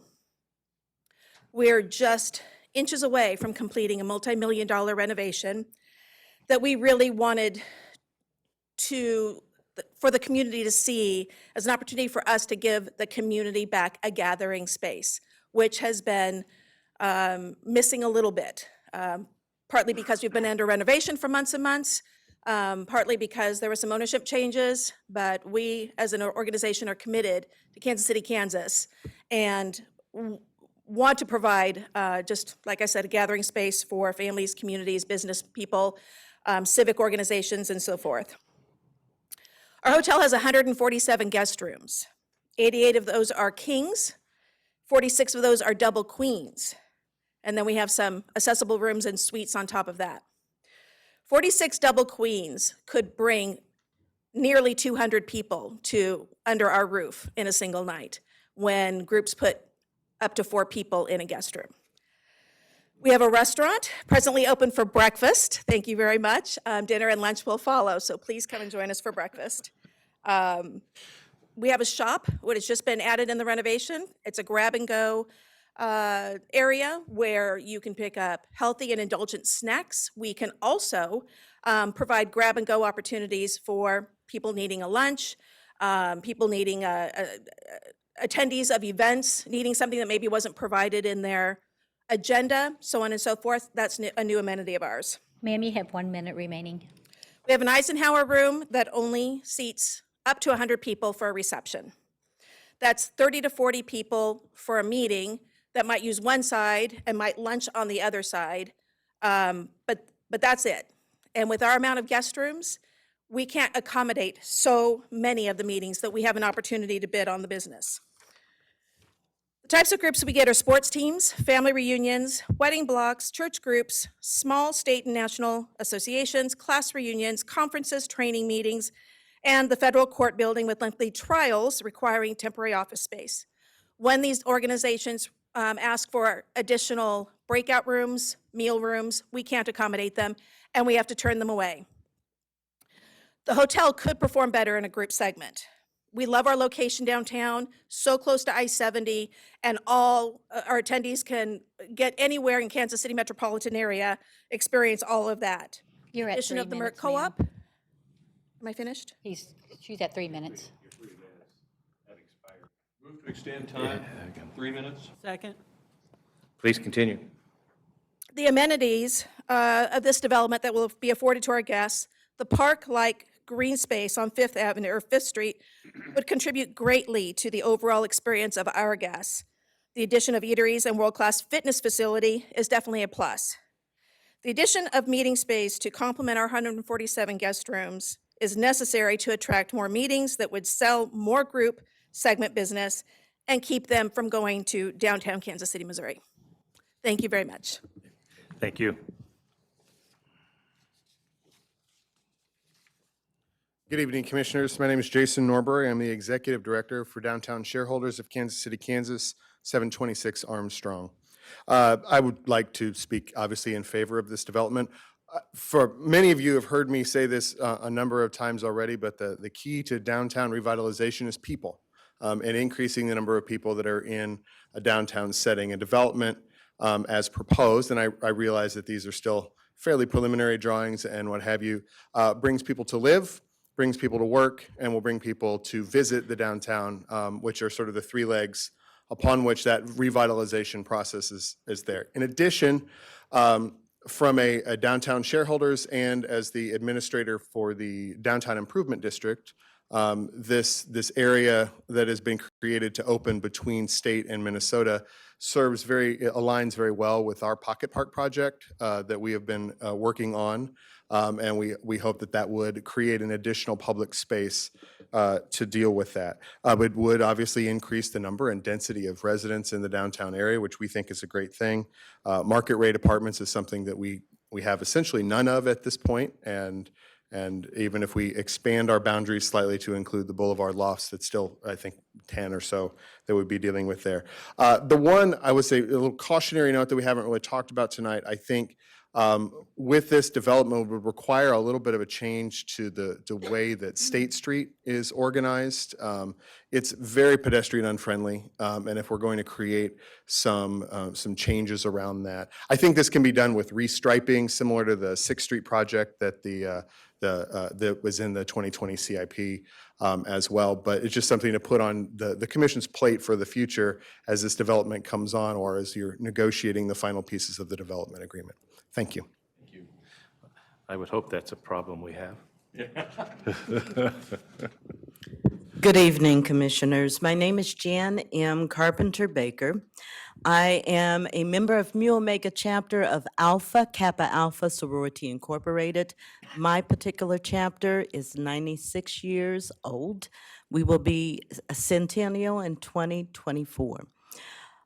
We don't have a physical address. We were chartered in Kansas City, Kansas, and our charter is still here since 1924. We are currently looking for a permanent residence in this area. So I applaud you for the development, I pray, that will take place, because we want to be a partner in the process. We want to have a permanent residence in this area that, and especially the area of development. Let me say that I currently serve as the 29th Midwest Regional Director of our sorority, which has more than 300,000 members around the world. My management was an 8-state region. We have regional conferences here and other conferences. And when we had to go to Overland Park and take our monies to Overland Park, when we could have had it here in Kansas City, Kansas, if there was a facility large enough to accommodate us, and that includes hotel space. And I have used the Holiday Inn for some of our meetings. And so it's very important to us as an African-American organization for women that's almost in our chapter 100 years old. The sorority is 112 years old. So you can see the difference, that we want to serve the community. That's who we are. That's what we do. And we need a permanent space. We have 1 minute here in remaining. Kansas City, Kansas. Thank you for listening. Thank you. My name is Clifford Jones, 3024 South 48th Drive, Kansas City, Kansas, 6610106. I presently serve as president of the Kansas State Laban Auxiliary of the Missionary Baptist State Convention of Kansas. And every year we have the Laban sponsor a Gideon banquet. And we have what you call went across the border several times. We've had our fair at Mortal. We've had it at the Marriott on 12th Street, and then, but most of them have been at the Jack Reardon Center. We've had it at Rich Charles, and currently I had it at Embassy Suites out there on I-35. So quite as we're looking for a venue in Kansas, since I do represent the Missionary Baptist State Convention of Kansas, which has been in existence over 128 years. One of the things we do require is at least a quality. This is a formal a formal setting that Gideon banquet, so we want formal accommodations. It has to be affordable too.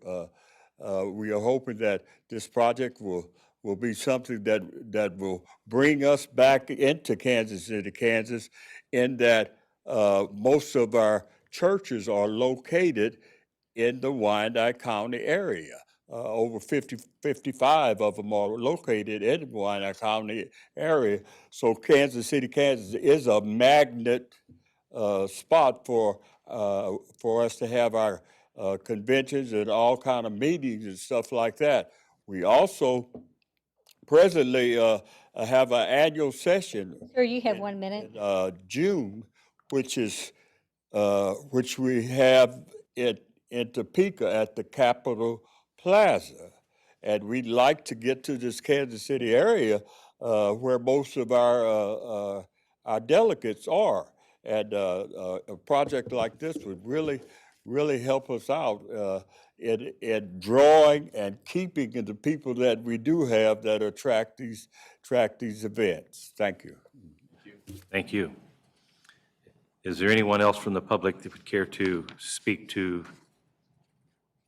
the development this evening? Let the record show no one else came forward.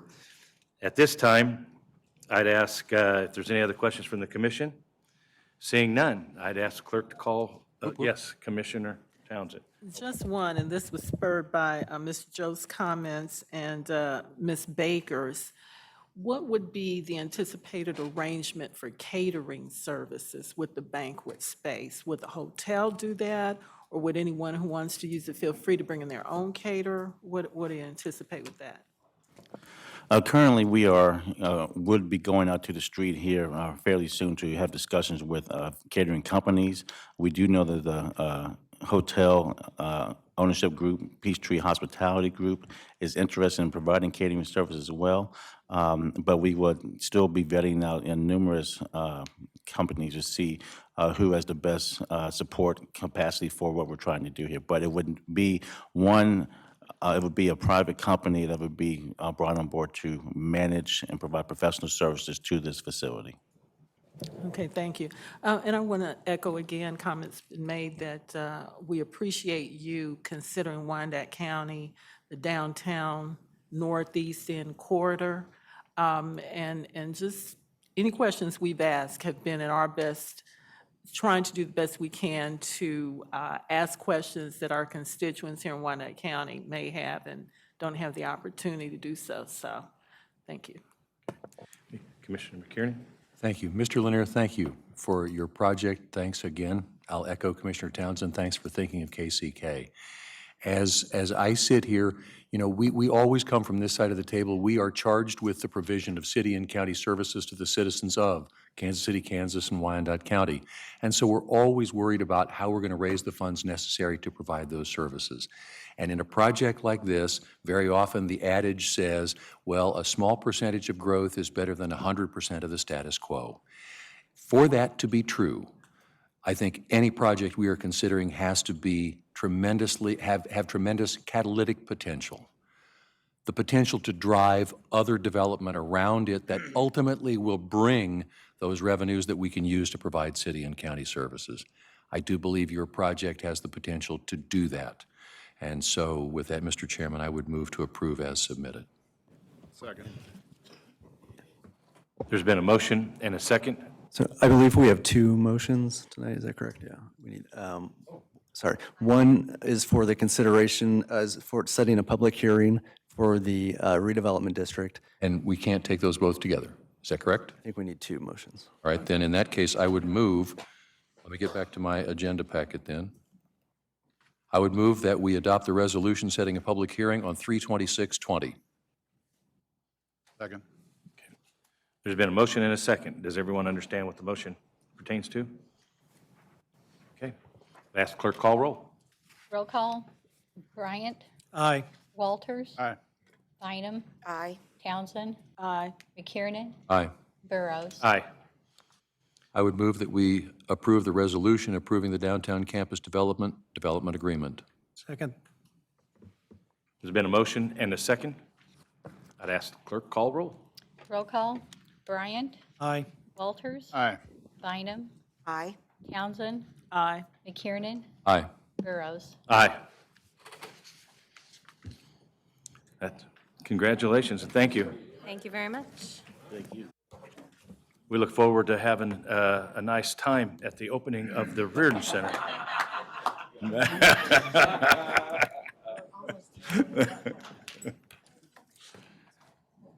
And thank you to the public for being patient and so kind in your comments. Much appreciated.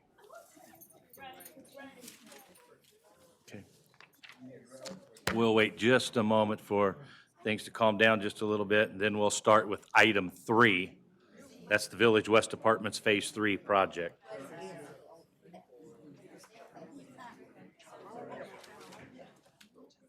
They're usually not this long. Yeah, this one's had a lot of information. This one hasn't. Yeah.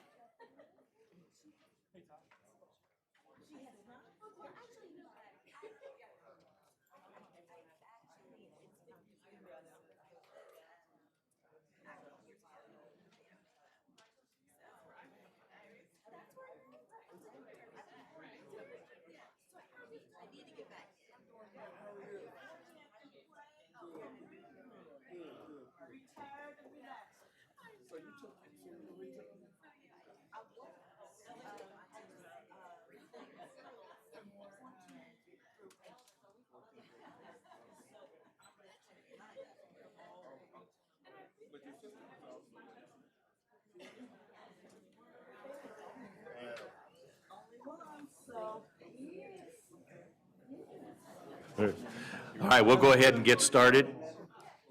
We have item number 3 is the Village West Apartments project, and I want to recognize Catherine Carter. And Ms. Carter, I have it here that you will be making comments, and then we'll have opportunity to field questions. Yes, thank Okay. you. Catherine Carter, back again. I am here presenting another project. I think this is a great kind of two sides of our community, two sides of the same coin here.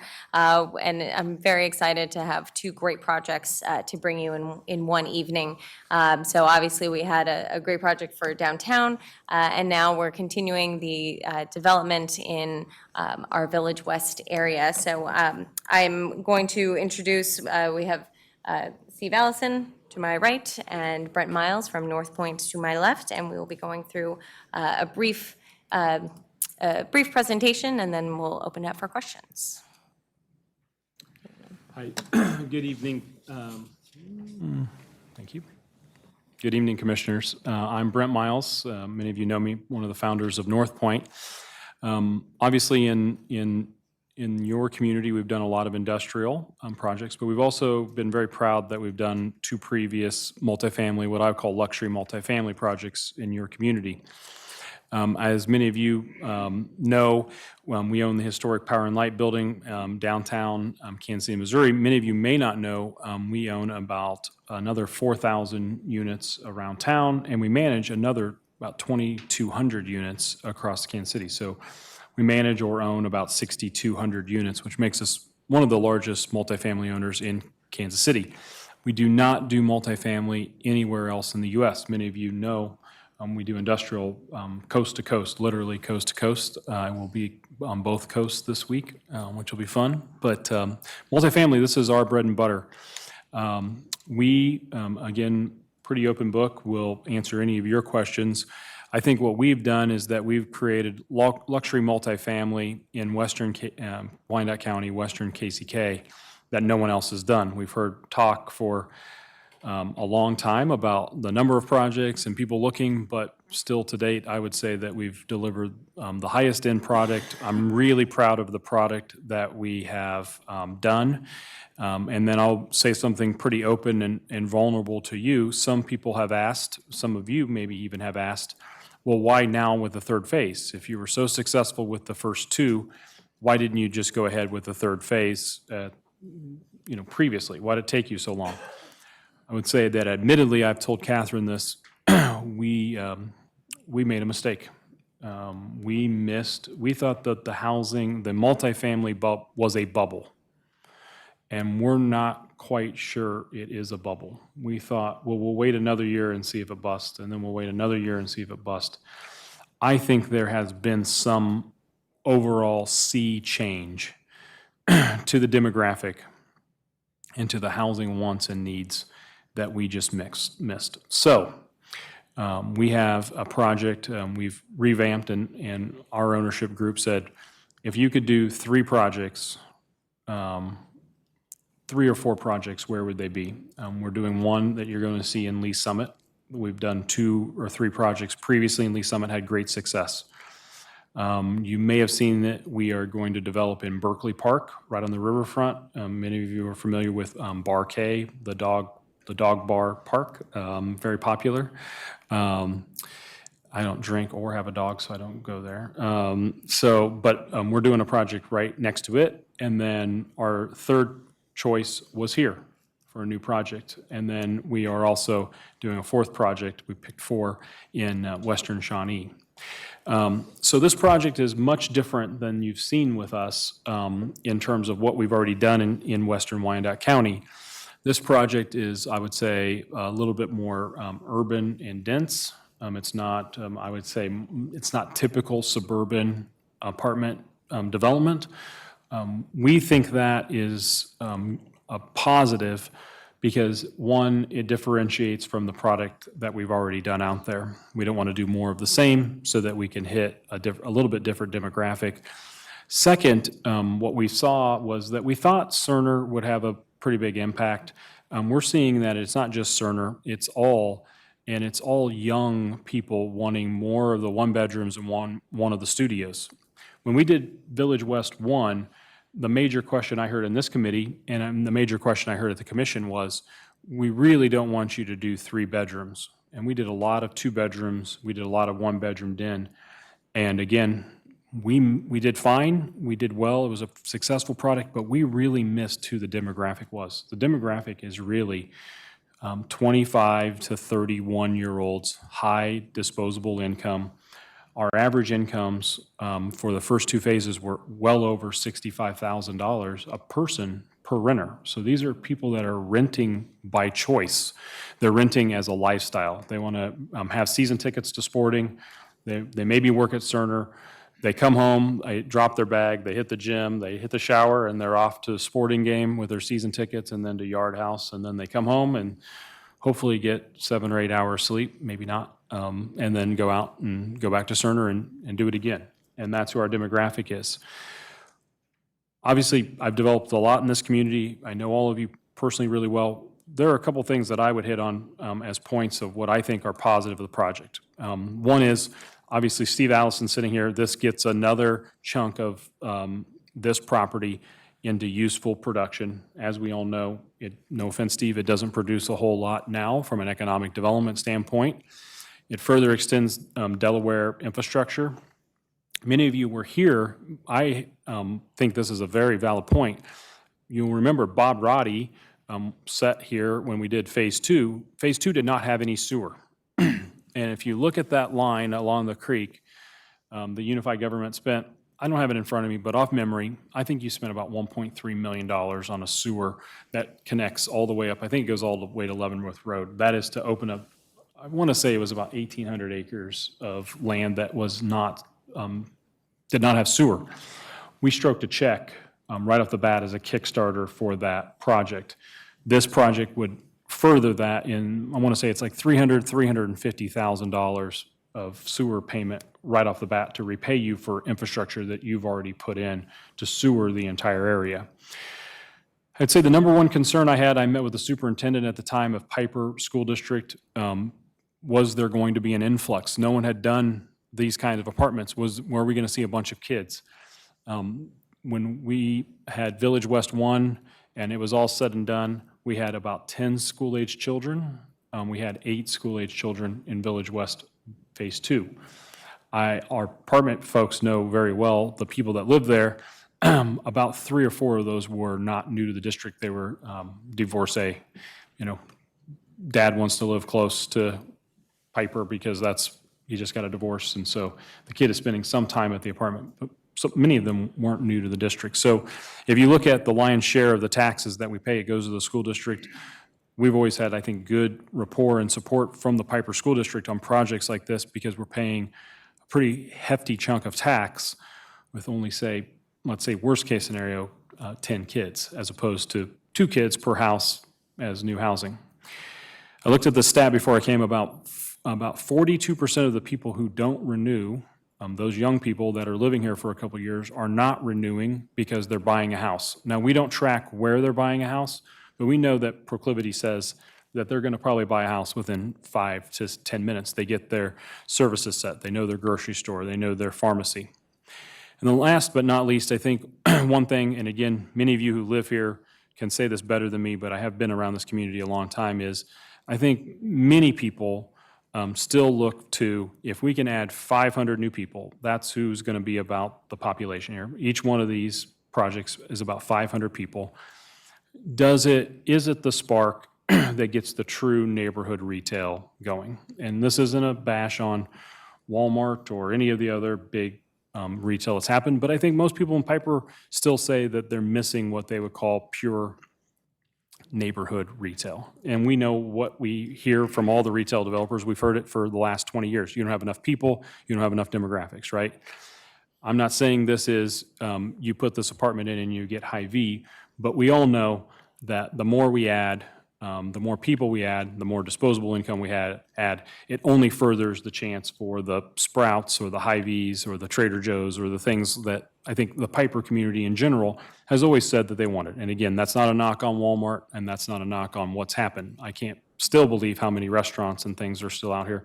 But I still think there is an urge and a need for neighborhood retail. So that's kind of the end of my points. I'll have Catherine kind of walk through the pilot schedule. I would say of note, and she's going to walk through this, it's about $49 million. Again, I think many of you know I'm pretty open about how we do this. We cannot get the Northwestern Mutuals and we cannot get the large insurance companies to be our financiers here. So that $49 million is going to come from 5 Kansas City families. They're going to put their money into the pot. They have faith in us. They have trust in us. But no matter how hard we try, we cannot get an institutional investor to look at Western Wyandotte County. They will not touch it. So we have a lot of faith from people here in Kansas City to write a big check to us to invest in you. I think that's a really big thing that if I were in your shoes, would think about. Site amenities, if you've been, hopefully if you haven't been, we'll happy to take you out to Prairie View. Of all the things that we've done, it's probably my favorite clubhouse. Brad, who's on our design and build team this is his baby, he says, I'm gonna smoke Prairie View's clubhouse with this thing. So I don't know what that would mean, but as many of you know, we have, on-site masseuse. We have, I think we're gonna probably switch to, Brad, I've been hearing all of them talk about it. We're probably gonna switch to a Peloton. Pelotons are super popular right now. Everybody wants a Peloton. Ours, is a great clothes rack at home for me. But outdoor grills, really community-based health and fitness center, theater room. I think any one of these that you've been in, from our product out here to Lee Summit to downtown Power and Light, it's first-class luxury. This is the project we're doing in Lee Summit. We call it the Donovan. It's very similar, I would say very similar architecture, very similar style. Many of you who saw Village West 1 know that there was a clubhouse that didn't have any units with it. When you saw Prairie View, there was a clubhouse with units with it. What we found is that people really like that, especially people that are new to Kansas City, maybe not used to Kansas City winters. They love the ability just to leave their unit, walk downstairs, go to the clubhouse, go to the fitness center. Great pool, obviously that's a focal point, a social focal point of this community. It gets used a lot, the grilling stations. And you can see the proposed interior is a little bit more modern. I would say Village West 1 was more coastal colonial. I think Village West 2 has more of a mountain lodge feel. This would have more of that modern feel, so. And then Back to the fun part. So talking about some of the financing, the way that we are proposing this would be through a industrial revenue bond structure. So how that works is it's a 100% property tax abatement, but then we come in with a negotiated pilot, so a payment in lieu of taxes. So what that ends up looking like is approximately, it's a escalating amount over the course of 10 years. So starts at about $350,000 and goes up to, depending on the amount of LMW goals that are hit, anywhere between $440,000 and $500,000. So that is over the course of 10 years, approximately $4 million in tax revenue, or like tax revenue, which correlates to about a 50% property tax abatement for those 10 years. And that also includes, Brent mentioned, the extension of Delaware Parkway. I just want to point that out more specifically. So currently, Delaware Parkway stops right here. As part of the project, the two lanes will be extended. And as we have done with the previous, we are turning this, we want this to be a 4-lane road. So one of the things that we have done is North Point will build all 4 lanes, and that gets included into the abatement, kind of, there's a reimbursement. And so that all goes into the fact that, oops, whoa, too much. That it'll be approximately a 50% abatement. So what that really looks like right now, this is zoned agricultural land. It's about $2,000 a year in property tax that are received from this property, so very minimal. During these 10 years of the abatement, as you saw the schedule, it will be escalating, starting at about $350,000, going up to $500,000. And then post the abatement period, starting in year 11, it'll be north of $800,000 in annual property taxes. As with all industrial revenue bond projects, we do a cost-benefit analysis, and this does show that every single taxing jurisdiction does benefit from this project. I think actually the Piper School District gets $1.40 for every dollar, so quite the return. And it's about an average of a 19% return on investment, which is a nice, healthy return. So tonight, asking for your consideration for setting a public hearing, as well as a resolution of intent to issue IRBs in an amount not to exceed $45 million. Questions from the committee? I have a question. Commissioner Walters. Just on procedure, do we have a resolution to issue the IRBs, a separate resolution to set the public hearing? And then what is this resolution to approve the Village West Apartment Phase 3 Development Agreement? So we have 3? So it's actually just 2. So with the resolution of intent for IRBs, that automatically sets the public hearing, unlike a TIF where you have to set that separately. Okay. Well, if I can continue, Brent, thank you very much for being here tonight. I really appreciate your company's continued interest in Western Wyandotte County. Yes, sir, thank you. We look longingly at Lenexa and Shawnee and all those places that are building housing. And I listened to your comments, and who knows what's going to happen with apartment housing. Yeah, But we guessed. I appreciate your faith in us and your courage to develop this project, and certainly the 5 secret investors that you have that also have confidence in Western Wyandotte County. So, Maybe they want to be, well, they would probably be fine with me saying. well, they're secret to me. Yeah, So, okay.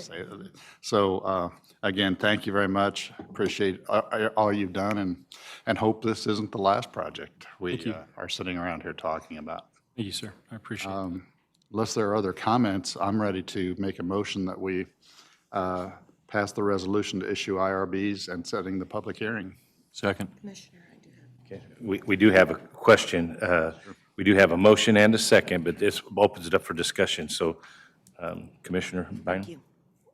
So Brent, Mr. Miles, I'm not trying to embarrass you, That's okay. but I did realize that I have known you now almost 15 years. Yes. And I've been impressed with the projects that you've brought forward long before I sat as an elected official. So this is another project that's very impressive.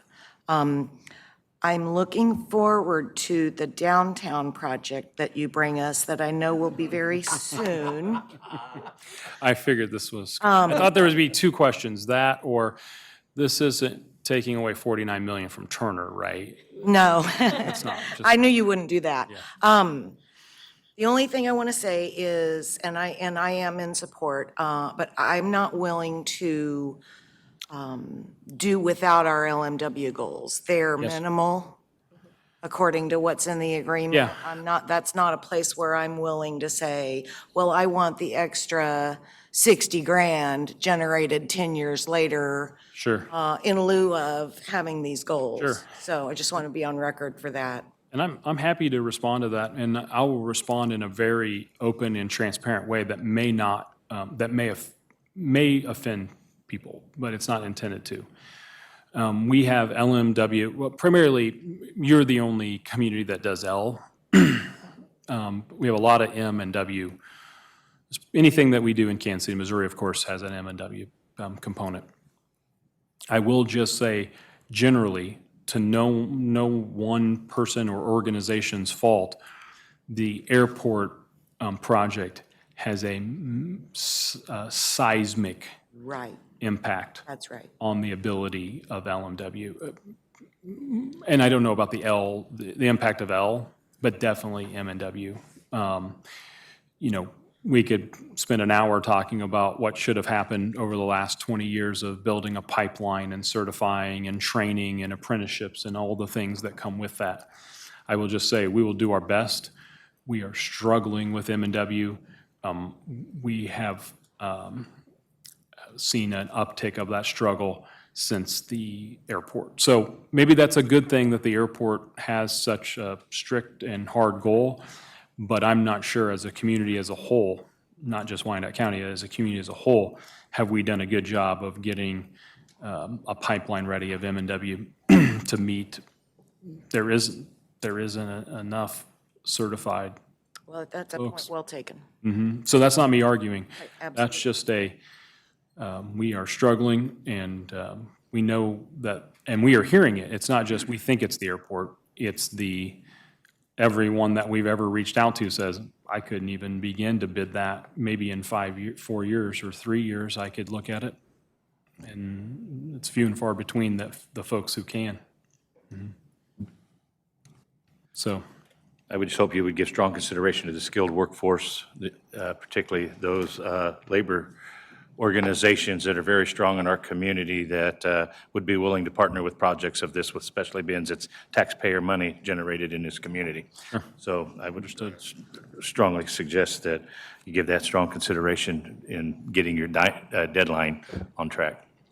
So, Mr. Bryant, I'm sorry, Mr. McKiernan. So you've already heard us tonight talk about, the challenge we face when we're asked to incent or participate in bringing a project. And I said earlier that it truly needs to be catalytic. I think yours have been. I think yours will continue to be. And the thing I appreciate the most about this is that even though there is an abatement, there is an incentive on our part, you are contributing materially to the provision of the services that will benefit the residents of your apartments. And I very much appreciate your substantial contribution to the provision of those services and enabling us to continue to serve the people, especially of Western Wyandotte County. So I would be remiss to say that, obviously, seeing these two projects back to back, again, I don't want to take away my yes votes, but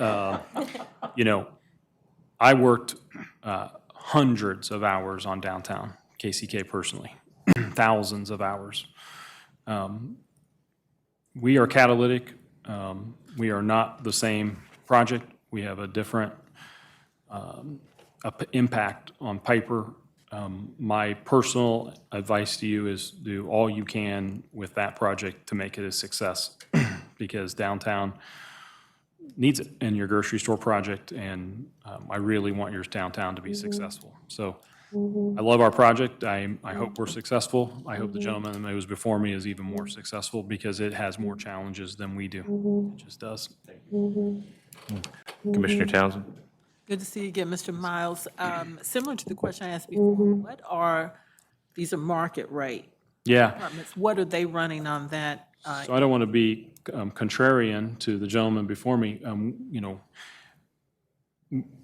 Obviously, we have the historic Power and Light building downtown in Kansas City, Missouri, and we know what those rents are. For those of you who don't know, I live in the Power and Light building downtown. I live on the 26th floor, so I could tell you all the play-by-play of the after Super Bowl celebration I watched out my window. Let's talk about that at Brits sometime, but we think that a one-bedroom, our goal is that the young demographic that's looking at these from a one-bedroom or studio standpoint really has a mind block of anything over $1,000 a unit. It just sounds big, right? But 900 sounds so much less. There is a mental block at 1,000 a unit. So we think the one-bedrooms will come in in the 800s, in the 800 range.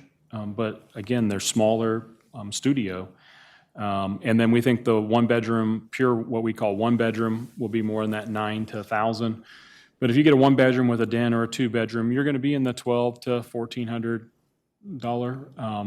And then if you pay for parking, if you pay for a storage unit, all that would be added on to that. So, you can load it up. We'll see some empty nesters. We saw some in the first two phases. And I would say generally the empty nesters are going to get the two-bedroom because their grandkid is going to come over, and they're going to get 2 storage units and 2 garages, and they're going to be in it $2,500 a month. But for the most part, for round math, about 1,000, 900 to 1,000 a unit.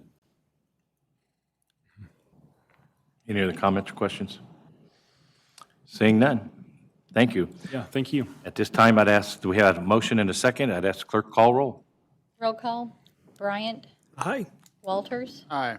Bynum. Aye. Townsend. Aye. McKiernan. Aye. Burrows. Aye. I'd like to make a motion that we approve the resolution of the Phase 3 development agreement. Second? Comments? Questions?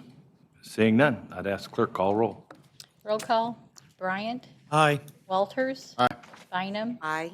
Townsend. Aye. McKiernan. Aye. Burrows. Aye. The only other thing I have, thank you, Mr. Miles. The only other thing I have on the agenda this evening is a public comment from Tishir Mank. Is she present? She's not present. The fact she's not present, that brings us to the end of our agenda. We are adjourned. Thank you. Committee, thanks for your due diligence this evening.